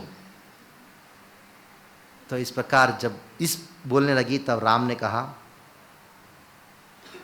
हे सीते अभी चलो। अनेकों अनेकों बातों को कही, बहुत सारे उदाहरण को देखे गए, सावित्री सत्यवान का क्या क्या तो उदाहरण दिया। अभी जब कुछ कभी कभी स्त्रियां जब बात करती है ना, अचानक से बहुत फिलोसॉफिकल बातें करती हैं। तो ये सीता जी इस प्रकार कही और रामचंद्र को निश्चित रूप में उनको स्वीकार करना ही पड़ा। सीता निकले, रामचंद्र ने स्वीकार किया, सीता जी तैयार होगी। रामचंद्र ने कहा सीता को, अगर मेरे साथ आना चाहती हो तो क्या करो, जितने भी सामान जितने भी इकट्ठा किया वो सब को लो और सब अपने ऋषियों में बांटो, साधुओं को बांटो, अनेकों अनेकों जो ब्राह्मणों के बीच में बांटो। और सबको बांटा सीता जी ने। सीता जी और राम तैयार हो गए। अभी ये संवाद जो है लक्ष्मण सुन रहा है। तो लक्ष्मण को आया वापस गुस्सा, तो मैं भी चलूंगा आपके साथ में। तो लक्ष्मण ने कहा, राम मैं आपके साथ में करूंगा, वो करूंगा, ये करूंगा, बहुत हंगामा किया। राम ने कहा नहीं, देखो मैं जा रहा हूं, सीता भी जा रही है, तुम्हारी मां सुमित्रा है, उनका एक पुत्र है शत्रुघ्न देखभाल करने के लिए, कैकेयी को देखभाल करने के भरत है, और मेरी मां को कौन देखभाल करेगा? ये मेरी आज्ञा है, तो मेरी मां को देखभाल करो, कौशल्या को। तो लक्ष्मण ने जवाब दिया, हे राम, मां को कोई देखभाल कर सकता है क्या? मां पुत्रों को देखभाल करती है। आपको याद है दशरथ ने कौशल्या को 1000 ग्राम दिया है। उन 1000 ग्राम से आया हुआ धन है, वेतन है, उसके द्वारा सारा पूजा पुनस्कार करती है और कौशल्या अच्छी तरह से जी सकती है। लेकिन मैं आपके बिना नहीं रह सकता हूं, क्योंकि मैं आपकी छाया हूं। आपने कभी देखा एक व्यक्ति आगे आगे जा रहा है और पीछे छाया नहीं है? संभव है। और साथ खास करके आप सीता जी के साथ में जा रहे हो तो सेवा कौन करेगा? इसलिए आहरिष्यामि ते नित्यम मूलानि च फलानि च। देखो सीता जी थक जाती है, पेड़ के नीचे बैठ के सो गई, तो फल फूल इत्यादि कौन लेके आएगा? आप जाओ, वो जाएंगे तो सीता का खतरा है, इसलिए मैं रहूंगा आपकी सेवक के रूप में। वन्यानि यानि अन्यानि स्वार्हाणि तपस्विनाम, मैं पूरा तपस्या करूंगा। अलग अलग साधुओं जब आएंगे, आप मिलेंगे, उनकी सेवा कौन करेगा? आप सीता को देखभाल करोगे तो मैं ये करूंगा, मैं आपकी सेवा करूंगा। भवान तु सह वैदेह्या गिरस सानुषुम रण्यते, अहम सर्वं करिष्यामि जाग्रतः स्वप्नात् च ते। लक्ष्मण ने कहा, अहम सर्वं करिष्यामि, मैं सब कुछ करूंगा आपके लिए। आप जब जागृत अवस्था में हो, सोए अवस्था में हो, कोई भी अवस्था में क्यों ना हो, मैं सोऊंगा नहीं 14 साल तक। और लक्ष्मण ने नहीं सोया। हम सर्वम करिष्यामि। जैसे राम लक्ष्मण ने इस बातों को राम ने सुना, तो राम ने कहा चलो। अभी सीता और लक्ष्मण तैयार हो गए और राम के साथ चलने के लिए। अभी राम ने सोचा, अभी हम तैयारी हो गए, अगला दिन की बात है। राम लक्ष्मण सीता ये तीनों जाते दशरथ के पास। दशरथ के पास सुमंत्र कहा, जाके दशरथ को बोलो हम जा रहे हैं। दशरथ बहुत दुखी हो गए, तूने आखिरी युक्ति लगाया है। कैकेयी को बुलाया, सारे अन्य जितने भी लोग हैं उनके मिनिस्टर से सबको बुलाया और सारे उनकी 300 पत्नियां उनको बुलाया। कौशल्या थी, सुमित्रा थी, सब खड़े थे। दशरथ ने किया, बोला देखो हे राम, तुम्हारे लिए उचित नहीं है। कैकेयी को कहा, देखो कैकेयी, अभी भी समय है, इनको वनवास का ये मत करो, तुम्हारी जो वाक्य वापस ले लो, कितना दुष्ट हो तुम। इस प्रकार बहुत सारे बातें दशरथ ने कहा।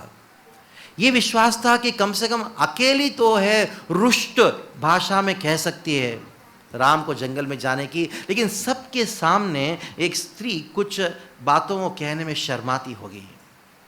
लेकिन धन की लालसा इतना है ना, ये धन का लोभ होता है ना, इतना भयानक होता है। जब वो लोभ स्त्री में आती है, बिल्कुल बेशर्म हो जाती है।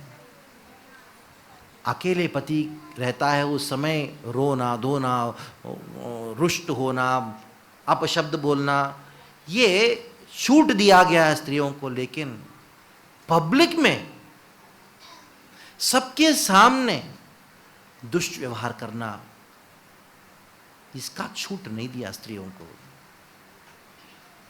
दशरथ ने सोचा कम से कम शर्म के मारे पब्लिक में तो इस प्रकार की बातें नहीं कहेगी। सारे तीन सभी लोग थे, अयोध्यावासी थे, मंत्री थे, सब थे।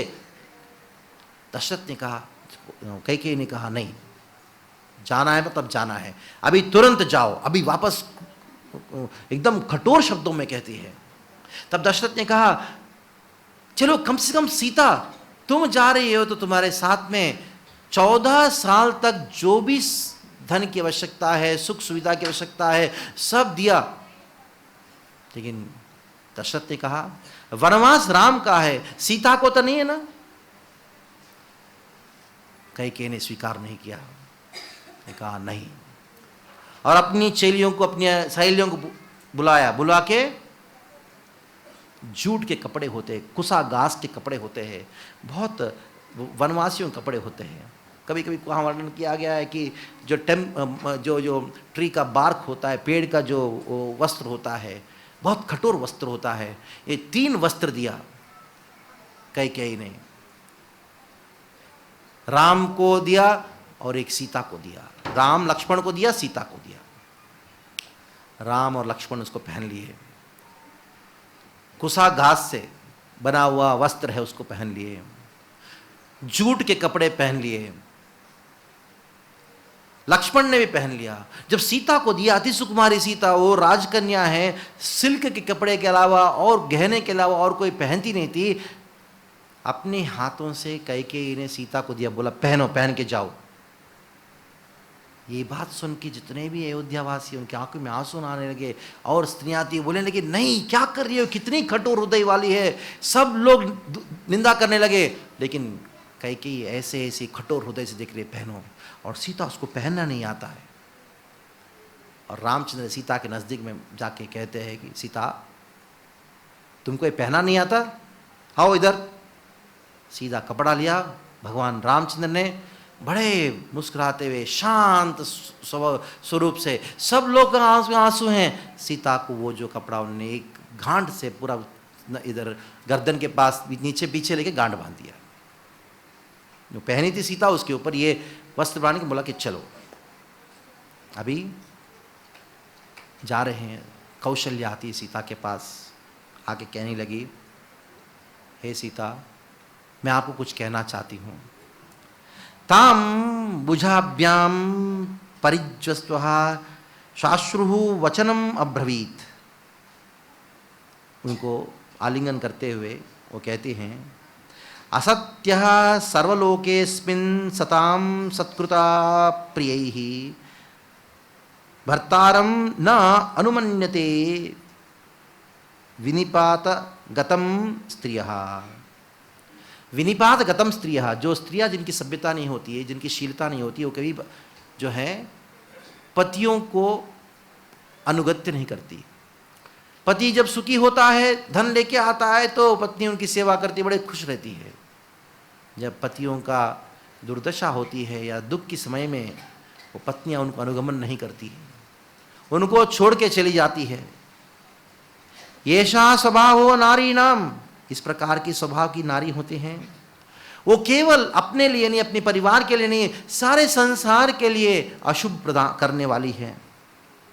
ऐसे अशुभ नारियों के विषय में कौशल्या कहती है, और बाद में कहती हैं जो अच्छे सभ्यता के होते हैं, साध्वीनाम ही स्थितानाम तो शीले सत्ये शुते समय, स्त्रीणाम पवित्रम परमं पतिरेकेण विश्वस्ते, केवल पति के ऊपर विश्वास करते हुए जो सुख और दुख पति देता है उसके अंदर भाग लेते हो, जो जीते हैं, उस प्रकार की नारी जो है वो बहुत श्रेष्ठ होती है।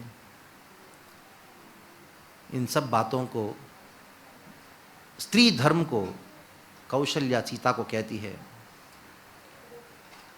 तो ये सुन के सीता कहती हैं, हे मां कौशल्या, करिष्ये सर्वम एव अहम आर्ये यद अनुशासितम, आपने जो भी कहा है उसको सब कुछ करूंगी। यही नहीं है, आपको इन सब बातों को मुझे कहने की जरूरत नहीं है, सबके सामने आप कह रहे हो, क्या कि मुझे शर्मिंदा कर रहे हो, क्योंकि अभिज्ञः अस्मिन् यथा भर्तृः, मैं अभिज्ञ हूं, मैं सब जानती हूं। पति को कैसे देखभाल करना चाहिए मैं जानती हूं। वर्तित्यम श्रुतम च में, जब मैं विवाह होने से पहले मेरी माता पिता ने मुझे सिखाया, नमाम अजस जनेन, कभी ये मत सोचो कि मैं अनार्या हूँ, मैं पवित्र स्त्री हूँ। और सीता वापस उपदेश देने लगी कौशल्या को। हाँ, ये निश्चित रूप में ये ध्यान में रखिएगा, कभी भी भगवान रामचंद्र है, आपकी पुत्र या मेरी जो परिवार है, उसको अपकीर्ति नहीं आए, उस प्रकार का व्यवहार करूंगी। देखिए, एक परिवार का कीर्ति जो है वो स्त्री के ऊपर आधारित है, पुरुष के ऊपर नहीं है। इसलिए परिवार का कीर्ति को संरक्षण करने का परम कर्तव्य जो है स्त्री के हाथ में होती है। सीता जी कहती हैं, हाँ मैं इसको रक्षा करूंगी और आप उसका चिंता मत करो।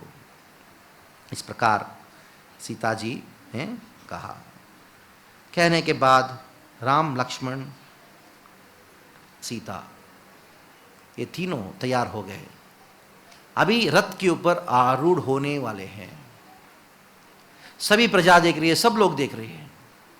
दशरथ का ऑलमोस्ट बेहोश हो गया, ये बिकेम फेंट। ने देखा कि सीता जी को इस प्रकार की ये वस्त्रों में देख के दशरथ को रहा नहीं गया, वो बेहोश होकर गिर पड़े। राम दशरथ का परिक्रमा करके राम सीता को लेकर रथ की ओर जा रहे हैं और पीछे पीछे लक्ष्मण चल रहे हैं।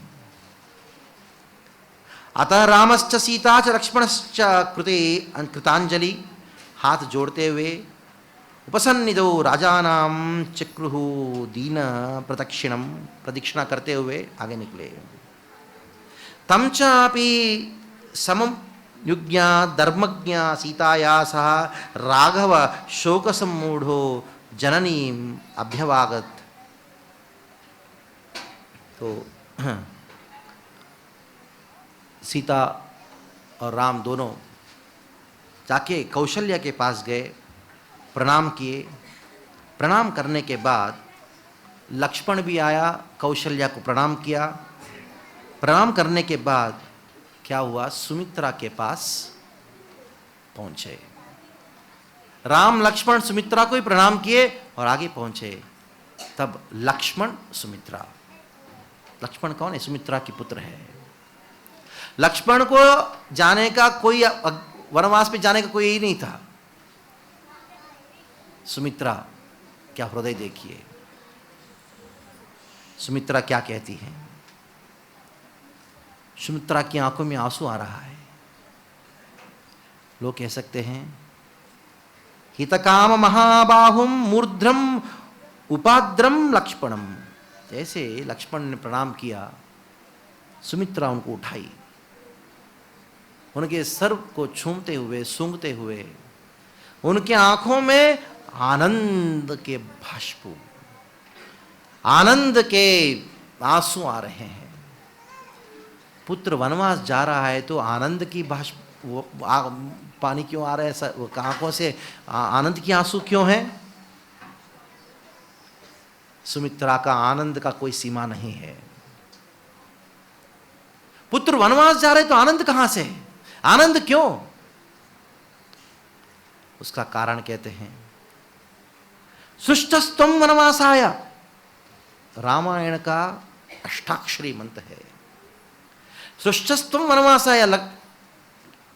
सुमित्रा कहती है लक्ष्मण को, हे लक्ष्मण, तुम्हारा जन्म हुआ है वनवास पे रहने के लिए। तुम्हारी जन्म की सार्थकता हो रही है, आज तुम राम के साथ में जा रहे हो। सृष्टस्तम वनवासाया, तुमने मेरे गर्भ से जन्म लिया ना, उसका एक ही कारण था कि तुम वनवास में जाओगे। सृष्टस्तम वनवासाया स्वानुरक्तः सुरुज्जनेहि, स्वानुरक्तः सुरुज्जनेहि। तुम्हारे जो भाई है ना, उनसे जो अनुरक्त होना ही आपका कर्तव्य है। उनके लिए ही तुम्हारा जन्म हुआ है, सारा जगत को ये सिखाने के लिए कि भगवान रामचंद्र के प्रति आसक्ति, अनुरक्ति, भगवान के प्रति अनुरक्ति होता क्या है, जगत को एक उदाहरण प्रस्तुत करने के लिए तुम्हारा जन्म हुआ है। देखिए आचार्य ने कहा है सृष्टा त्वम वनवासाय, 8 है।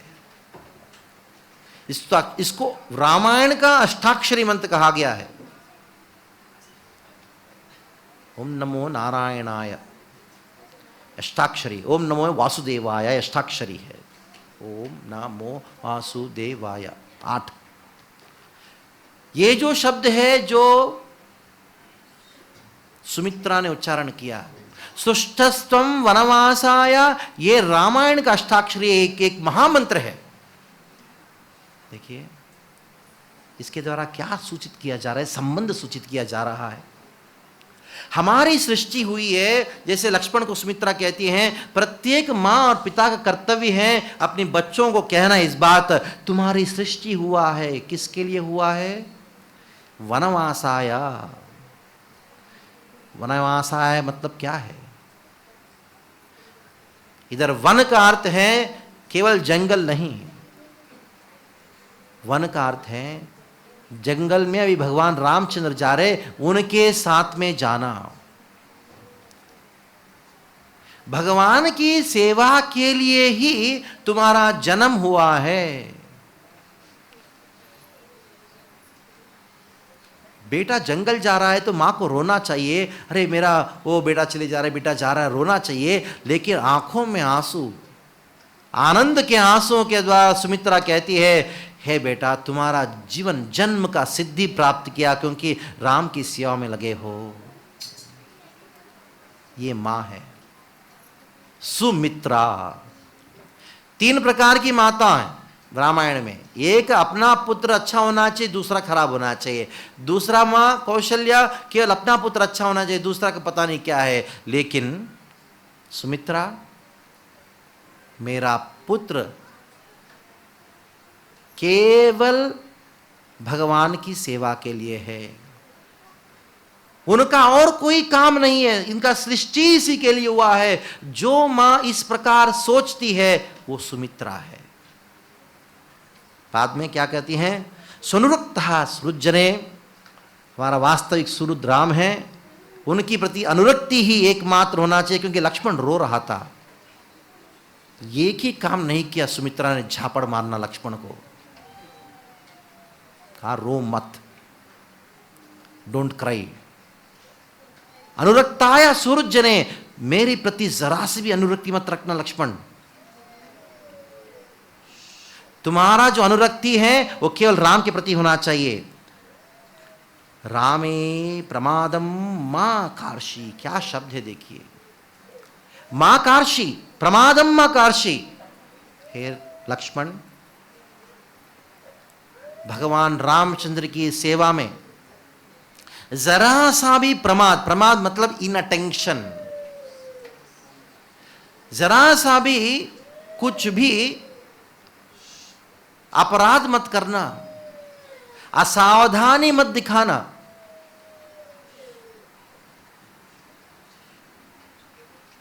लक्ष्मण है, कौन है ये?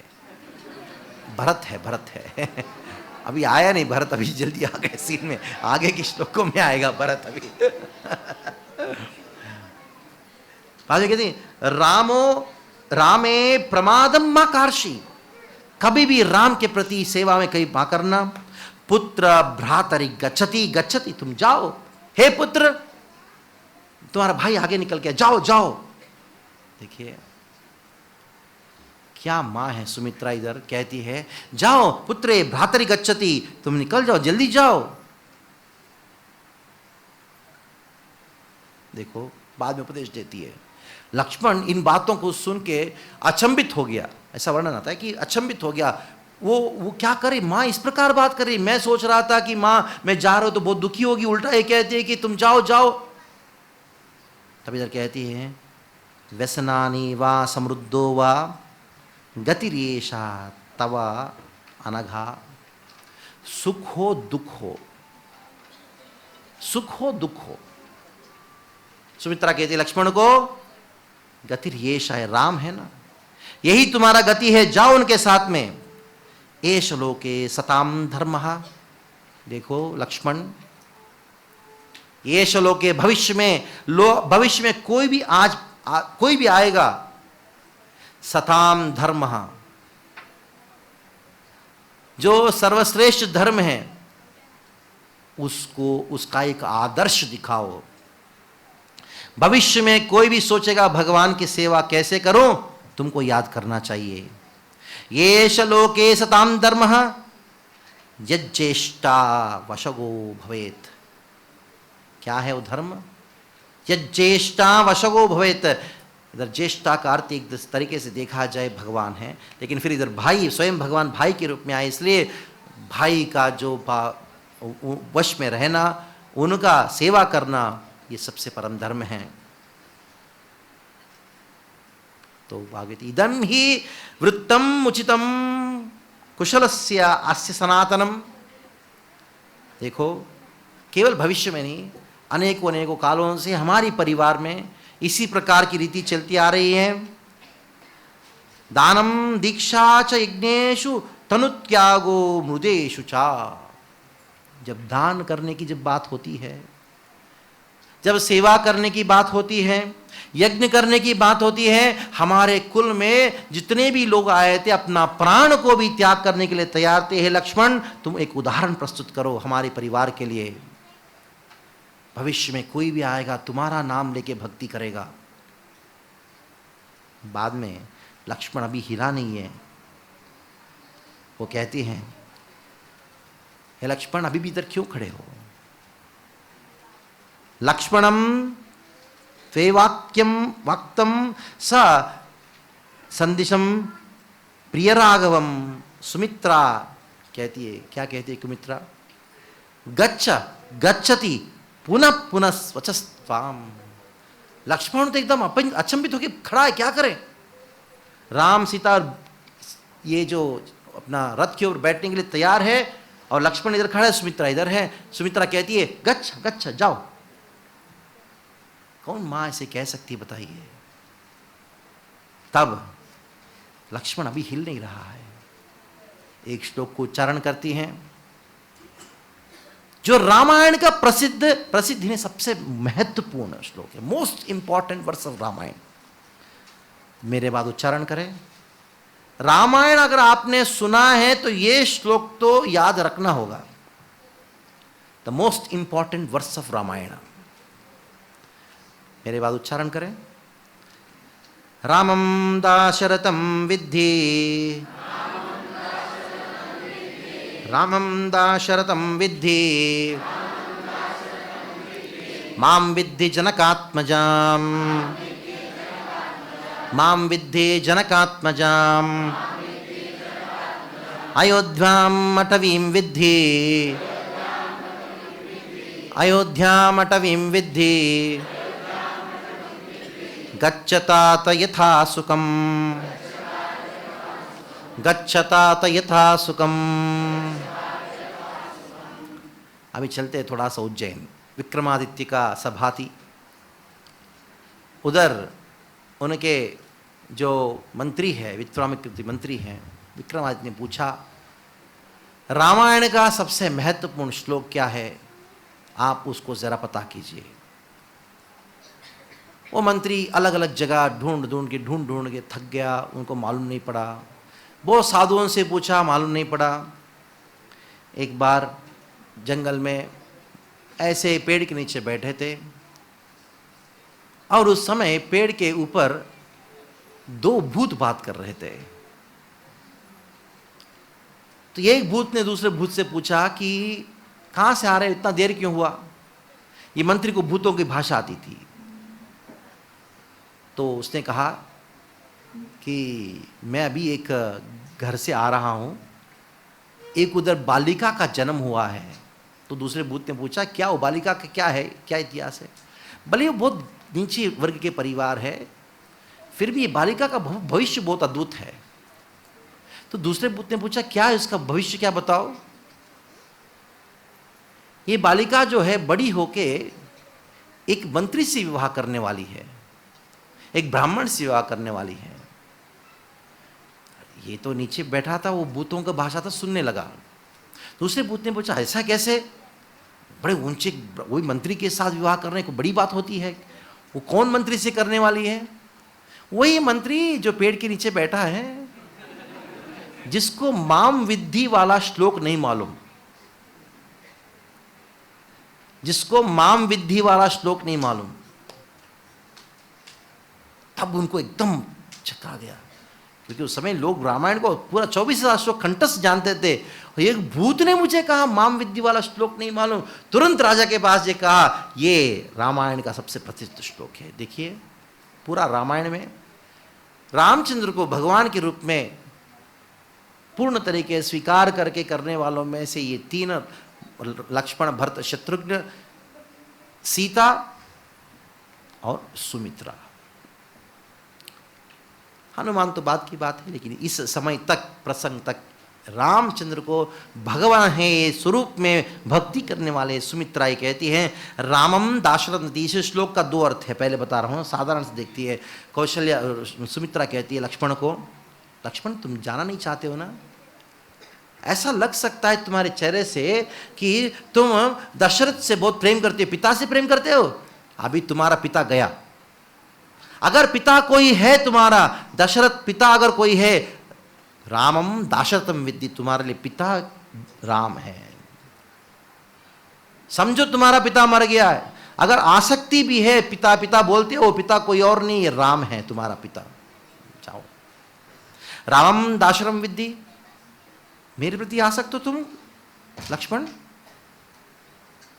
ये छोड़ो मेरे प्रति आसक्ति, तुम्हारी मां भी मर गई। माम विद्धि जनकात्मजाम, जब जंगल जा रहे हो ना, तुम्हारे लिए पिताजी कौन है, राम है। माम विद्य में तुम्हारी मां हो ना, ये जानो कि मैं तुम्हारे लिए सीता हूं। अभी अगर सच में मुझे प्रेम करते हो, सीता की सेवा करो, सीता को मां समझ के सेवा करो। माम विद्धि जनकात्मजम, जनक की आत्मा जो मतलब सीता है। अच्छा तुम्हारे आसक्ति अयोध्या का क्या हुआ, अयोध्या की चिंता है। अयोध्या मटवीम विद्धि, अभी तुम्हारे लिए जंगल अयोध्या है, जाओ। गच्छ थाता यथा सुखम, हंसते हंसते जाना, रोते नहीं जाना। क्या मां है जगह सुमित्रा। इसको रामायण का सबसे महत्वपूर्ण श्लोक कहा गया है। The most important verse in Ramayana is this. किसने कहा, सुमित्रा ने लक्ष्मण को कहा। 100% शरणागति वाला बात है।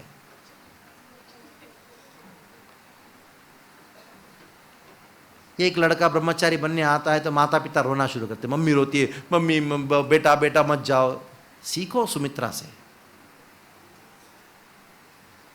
सुमित्रा जैसा हृदय रखो। बोलो राम के पास जाओ, मुझे भूलना, ये समझो कि मैं, तुम्हारा पिता ही मर गया, तुम्हारी मां मर गई। राम और सीता तुम्हारी माता पिता है, वो जहां है वो तुम्हारा राज्य है। और उसके पीछे और एक अर्थ है, रामम दाशरथम विद्धि। दाशा दशा दशा का अर्थ है पक्षी, संस्कृत भाषा में दश का और एक अर्थ है पक्षी। पक्षी को रथ के रूप में कौन इस्तेमाल करते बताओ? विष्णु। इसलिए सुमित्रा कहती है, लक्ष्मण रामम दाशरथम विद्धि, राम कोई और नहीं, विष्णु है स्वयं। माम विद्धि जनकात्मजम, माम इधर मां मतलब लक्ष्मी, जनकात्मजम मतलब सीता कोई और नहीं है, लक्ष्मी है। राम और सीता कोई और नहीं, लक्ष्मी और रामायण है, लक्ष्मी और नारायण है। अयोध्या अटवीं विद्धि, ये जो जंगल जो है ना वो कुछ और नहीं है। अयोध्या, अयोध्या का और एक नाम, अनेकों नाम, उनमें से एक नाम वैकुंठ है। ये जंगल जो है वैकुंठ है। गच्छ तात यथा सुखम, तुम जाओ सुख शांति से जाओ। इस प्रकार सुमित्रा लक्ष्मण को रामायण के सबसे महत्वपूर्ण श्लोक को सुना के रथ के ऊपर बिठाती है। लक्ष्मण को बोलते जाओ बैठो। राम सीता बैठे। सुमंत्र आया, रथ को चलाते हुए गया। पीछे दशरथ कह रहा है रोको रोको रोको मत जाओ, और आगे राम कहते हैं सुमंत्र को जाओ जाओ जल्दी जल्दी जल्दी चलो। सुमंत्र का दिमाग जो है माइंड घूम गया। एक और दशरथ कहते हैं रोको, इधर राम कहते हैं चलो, क्या करूं, लेकिन रथ रुका नहीं। आगे वाल्मीकि रामायण में वर्णन आता है कि किस प्रकार भगवान रामचंद्र जब अयोध्या छोड़ के जा रहे थे, उस रास्ते में एक एक फूल जो है, एक एक पेड़ जो है, फल है, हाथी हो, घोड़े हो, लोग हो, उनकी आंखों में आंसू, आंखों में आंसू, आंसू नदी के प्रवाह में बह रहा था। अयोध्या कांड आगे चलते हुए सबसे पहला रात की बात है। एक जगह रुकना पड़ा उनको, एक पेड़ के नीचे। सीता जी थकी हुई थी, सोई हुई थी। उस समय राम लक्ष्मण को कहते हैं, राम ने सोचा लक्ष्मण के मन में कहीं ना कहीं एक कोने में हुआ हो, कहाँ आ गया मैं, महल में कितना अच्छा था। इसलिए राम ने लक्ष्मण से पूछा, हे लक्ष्मण देखो तुम वापस, क्योंकि मेरी मां अकेली है, उनको देखभाल करने के लिए उन्हें ये बहुत चिंता हो रही है, तुम जाओ। तो लक्ष्मण रोना शुरू किया। राम ने कहा लक्ष्मण क्यों रो रहे हो? तब राम ने कहा, लक्ष्मण ने कहा राम को, ये बात तुम सीता को भी कह सकते तो राम, मुझे क्यों कहा? क्योंकि हे राम तुम सोचते हो कि सीता जो है आपके बिना नहीं रह सकती, इसलिए आप सीता को इस बात नहीं कह रहे हो और मुझे कहते हो तुम जाओ, क्योंकि आप सोचते हो कि आपके बिना मैं जी सकता हूं। राम का चरण पकड़ लिया। लक्ष्मण ने कहा आपके बिना मैं जी नहीं सकता हूं। ये बात आपको मालूम नहीं है, इससे बढ़कर मेरा क्या दुख हो सकता है। लक्ष्मण की भक्ति है। जैसे मैंने पहले कहा था, लक्ष्मण राम के बिना बहि प्राणः। इसकी ये लक्ष्मण ने कौन सी भक्ति को सिखाया? भक्ति कौन सा भाव सिखाया? परार्थ भाव को सिखाया। मेरा एकमात्र अर्थ है इस जगत में हो कृष्ण, एकमात्र अर्थ है राम, इसके अलावा मेरा कोई अर्थ है, बाकी सब अनर्थ है। इस बात को हृदय में धारण करके जीना ये लक्ष्मण ने सिखाया। Only if at all there is any meaning, एक और कोई अब मेरा जीवन का अगर कोई अर्थ है, कुछ है तो राम है, कृष्ण है। ये बात आगे आता है। भरत का और एक घट्टा सुना देता हूं। अभी इधर जैसे राम चले गए, तुरंत कैकेयी ने कहा चलो सैनिकों को भेजो मेरी भाई के घर में, भेज के भरत और शत्रुघ्न को बुलाओ। जैसे भरत आया तो सब खिन्न, सब खिन्न। दशरथ दिखाई नहीं पड़ रहा था। मां के पास जाके उन्होंने पूछा पिताजी कहां गए, पिताजी कहां गए हैं? तब कैकेयी हंसते हुए कहती है बेटा आओ आओ, तुम्हारा इंतजार कर रही हूं। तुम्हारा पिताजी जहां सब लोगों को जाना है उधर ही चले गए, लेकिन अभी सिंहासन में आरूढ़ होने के लिए सब तैयारी हो रहा है, चलो। तब भक्त को समझ में नहीं है क्या हो क्या रहा है। उनको मालूम पड़ा कि जब उनका पिताजी मर चुके हैं, दशरथ शरीर छोड़ दिए थे, उधर शरीर को अभी भी रखे थे वो लोग। ये बात सब मालूम पड़ा, भरत तलवार उठा के अपनी माँ को मारने तक तत्पर हो गया था। ये सब वर्णन अद्भुत अद्भुत वर्णन वाल्मीकि रामायण है। लेकिन बात यह है कि मैं राम की मैं कैसे जी सकता हूँ करके पूरा सेना को लेकर राम को वापस लाने के लिए गए भरत। राम जब गए, सबसे पहला केवट से मुलाकात हुआ। केवट से मुलाकात होने के बाद जब गंगा को पार करना था, पार करने के समय सुमंत्र को कहा वापस जाके आप कहो कैकेयी को मैंने उनको दंडकारण्य छोड़ दिया है। तो सुमंत्र ने कहा नहीं, आपके साथ और आऊंगा। तो राम ने कहा कि मेरे साथ में और आओगे तो कैकेयी को शंका होगी, मैं अरण्य में कोई और राजा बन के बैठा हूँ, सुख अनुभव कर रहा हूँ। उनके मन में शंका नहीं आना चाहिए कि राम जो है उनकी आज्ञा को पालन कर रहा है, इसका विश्वास दिलाने के लिए जाओ। इस प्रकार भगवान रामचंद्र की इतना सुंदर मनोविचार, जिसने उनको इतना हानि किया उसका भी दुख ना हो, इस प्रकार का विचार रखने वाले भगवान रामचंद्र। केवट के साथ सुंदर प्रसंग हुआ। गंगा पार करके चलते चलते पहुंचे भारद्वाज आश्रम में। भारद्वाज आश्रम में उनको बहुत सुंदर स्वागत मिला। भारद्वाज ऋषि ने कहा जाओ, आपके लिए उचित स्थान है चित्रकूट। चित्रकूट पर्वत के ऊपर बैठे हैं राम लक्ष्मण सीता, अपनी कुटिया बना के उधर निवास कर रहे हैं। इधर भरत आ रहा है। भरत को दूर से कैवट ने देख के सोचा, कैवट ने बोला सारे सैनिकों को, सारे अपने जो नाव चलाने वालों को, ये भरत आ रहा है, दुष्ट भरत आ रहा है। मैं उनकी मनोभावों को जानना चाहता हूं।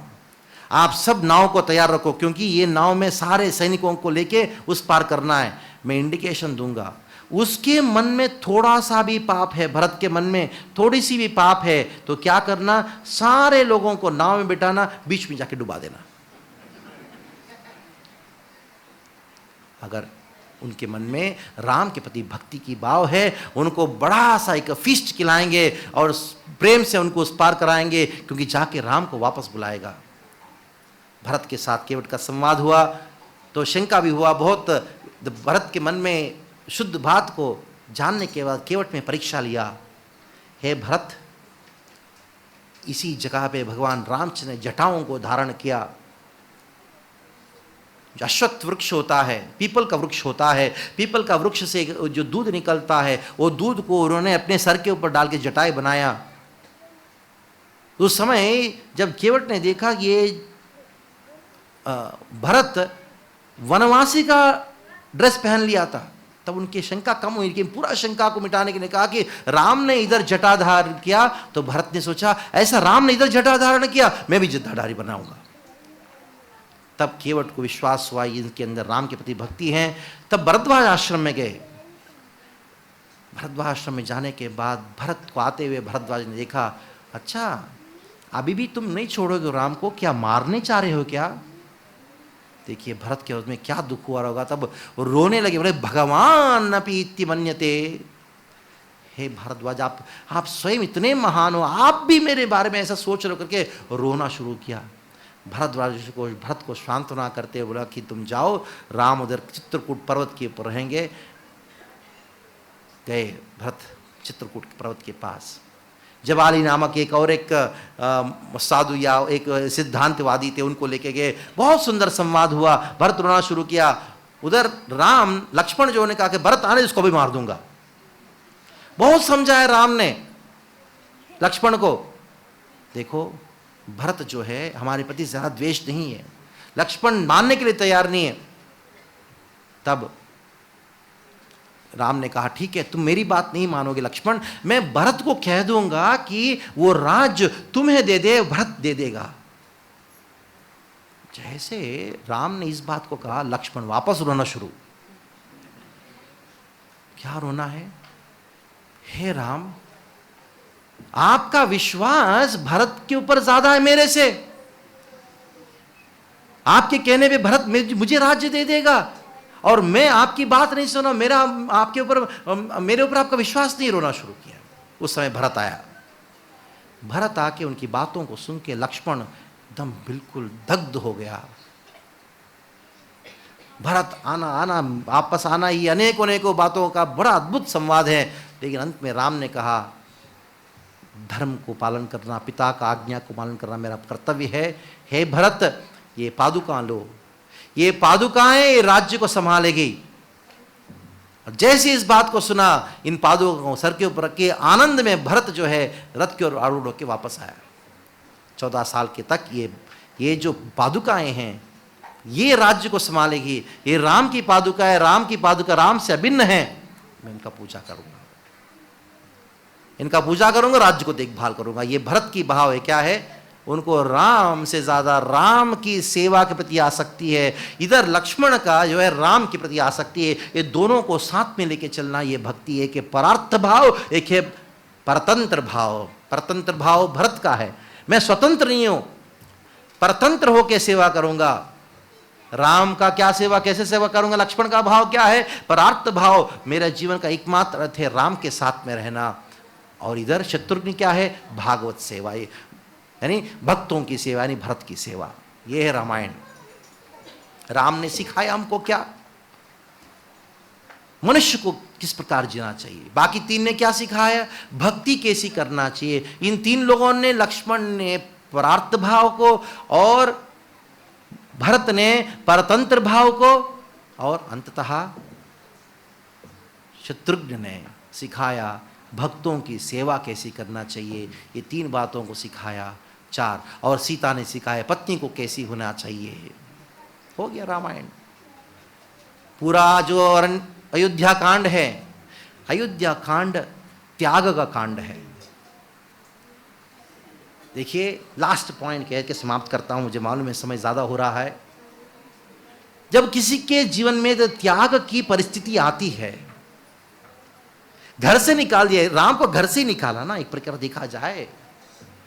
उसकी महत्ता देखिए, जब किसी को आपको पोस्ट से निकाला जाता है, नौकरी से निकाल दिया जाता है, घर से निकाला जाता है, रामायण शिक्षा देती है। अयोध्या कांड का स्मरण करें। एक मित्र मिलता है, कौन? केवट जैसा एक मित्र मिलता है आपको। कभी भी किसी को भी जब आपको दुख आता है, तब आपके जीवन में एक मित्र मिलता है, ध्यान रखें, केवट जैसा। उसके बाद एक ऋषि मिलते हैं जो आपको आश्वासन देते, चिंता मत करो। दूसरा, और तीसरा, एक साधु मिलते हैं। अयोध्या कांड की समाप्ति होता है राम लक्ष्मण सीता, सीता राम लक्ष्मण, इन तीनों का सांगत्य होता है अत्रि ऋषि के आश्रम में। अत्रि अनसुया, उनके पुत्र अत्रेय, ऐत्रेय उपनिषद उत्पन्न हुआ उनसे। तो अत्रि ऋषि स्वागत करते हैं, बहुत सुंदर उपदेश देते हैं। सीता को लेके जाती है अनसुया, अनसुया सीता को एक उपहार देती है, एक सुंदर भेंट देती है। अत्रि मतलब, त्रि मतलब तीनों गुणों से, आ मतलब तीनों गुणों से प्रभाव नहीं है, अनसुया मतलब जिनके हृदय में असूया नहीं है। उस प्रकार की महान संत दंपतियों का सांगत्य मिला। त्याग का परिणाम है साधु संग, या अयोध्या कांड है। वो साधु संग का फल क्या है? सीता को अत्रि या अनसुया ने एक साड़ी दिया, एक साड़ी दिया, जिस साड़ी को सीता ने वापस अयोध्या आने तक पहना था। वो साड़ी का महत्व क्या था? कभी गंदा नहीं होगा, हमेशा स्वच्छ रहेगा, शुद्ध होगा, निर्मल होगा। कितना भी गंदगी हो, कुछ भी हो, उसको कुछ नहीं होगा। ऐसी साड़ी अनसुया ने सीता को प्रदान किया। उसी साड़ी का टुकड़ा को फेंकी थी सीता, वही साड़ी के साथ रही थी सीता। कहाँ? राक्षसों के बीच में। क्या शिक्षा अयोध्या कांड? त्याग में शक्ति है। क्यों? साधु संग प्राप्त होता है, आशीर्वाद देने वाले हमारे हितैषी प्राप्त होते हैं, मित्र प्राप्त होते हैं। अंततः उन तीनों प्रकार की लोगों की संगति के द्वारा हमारे ऊपर एक ऐसा कवच प्राप्त होता है। इस संसार में कितना भी दुख आए, हमको जरा सा भी कुछ भी प्रभावित नहीं होंगे उसके द्वारा। ऐसी ताकत मिलती है, ऐसी शिक्षा मिलती है। ये अयोध्या कांड का पूर्णाहुति है। हरे कृष्णा कृष्णा कृष्णा हरे हरे, हरे राम राम राम हरे हरे। स्वस्ति प्रजेभ्यः परिपाल, सब लोग बैठे रहें, सिट डाउन। स्वस्ति प्रजेभ्यः परिपालयन्तां न्यायेन मार्गेण महिं महिषा, गोब्राह्मणेभ्यः शुभमस्तु नित्यं, लोकः समस्ताः सुखिनो भवन्तु। काले वर्षतु पर्जन्यः पृथ्वी सस्यशालिनीं, देशोऽयं क्षोभरहितो ब्राह्मणाः सन्तु निर्भयाः, अपुत्राः पुत्रिणः सन्तु पुत्रिणः सन्तु पुत्रिणः, अदनाः सदनाः सन्तु जीवन्तु सादृशां सतां, चरित्रं रघुनाथस्य शरकोति प्रविस्तरम्, एकैकाक्षरं पुंसान् महापातकनाशनम्, एकैक शृण्वन् रामकथा भक्त्या पदमे भक्त्या यः पादं पदमेव वा, स याति ब्रह्मणस्थानं ब्रह्मणा पूज्यते सदा। रामाय रामभद्राय रामचन्द्राय वेदसे, रघुनाथाय नाथाय सीताय पतये नमः। यन्मङ्गलं सहस्राक्षे सर्ववेद नमस्कृते, वृतांशे सम्भवत्ताते भवतु मङ्गलं। यन्मङ्गलं सुपर्णस्य विनिता कल्पयत्पुरा, अदितिर्मङ्गलं प्रादात्ताते भवतु मङ्गलं। त्रीन्विकर्णां प्रकर्मान्तो विष्णोर्मिदचितेजसा, यदासीन्मङ्गलं राम ताते भवतु मङ्गलं। ऋतवः सागरद्वीपा वेदलोकश्चिशाश्च ये, मङ्गलानि महाबाहो दिशन्तु तव सर्वदा। कायेन वाचा मनसेन्द्रियैर्वा बुद्ध्यात्मना वा प्रकृते स्वभावात्, करोमि यज्ञत् सकलं परस्मै नारायणायति समर्पयामि। रामाय नमः।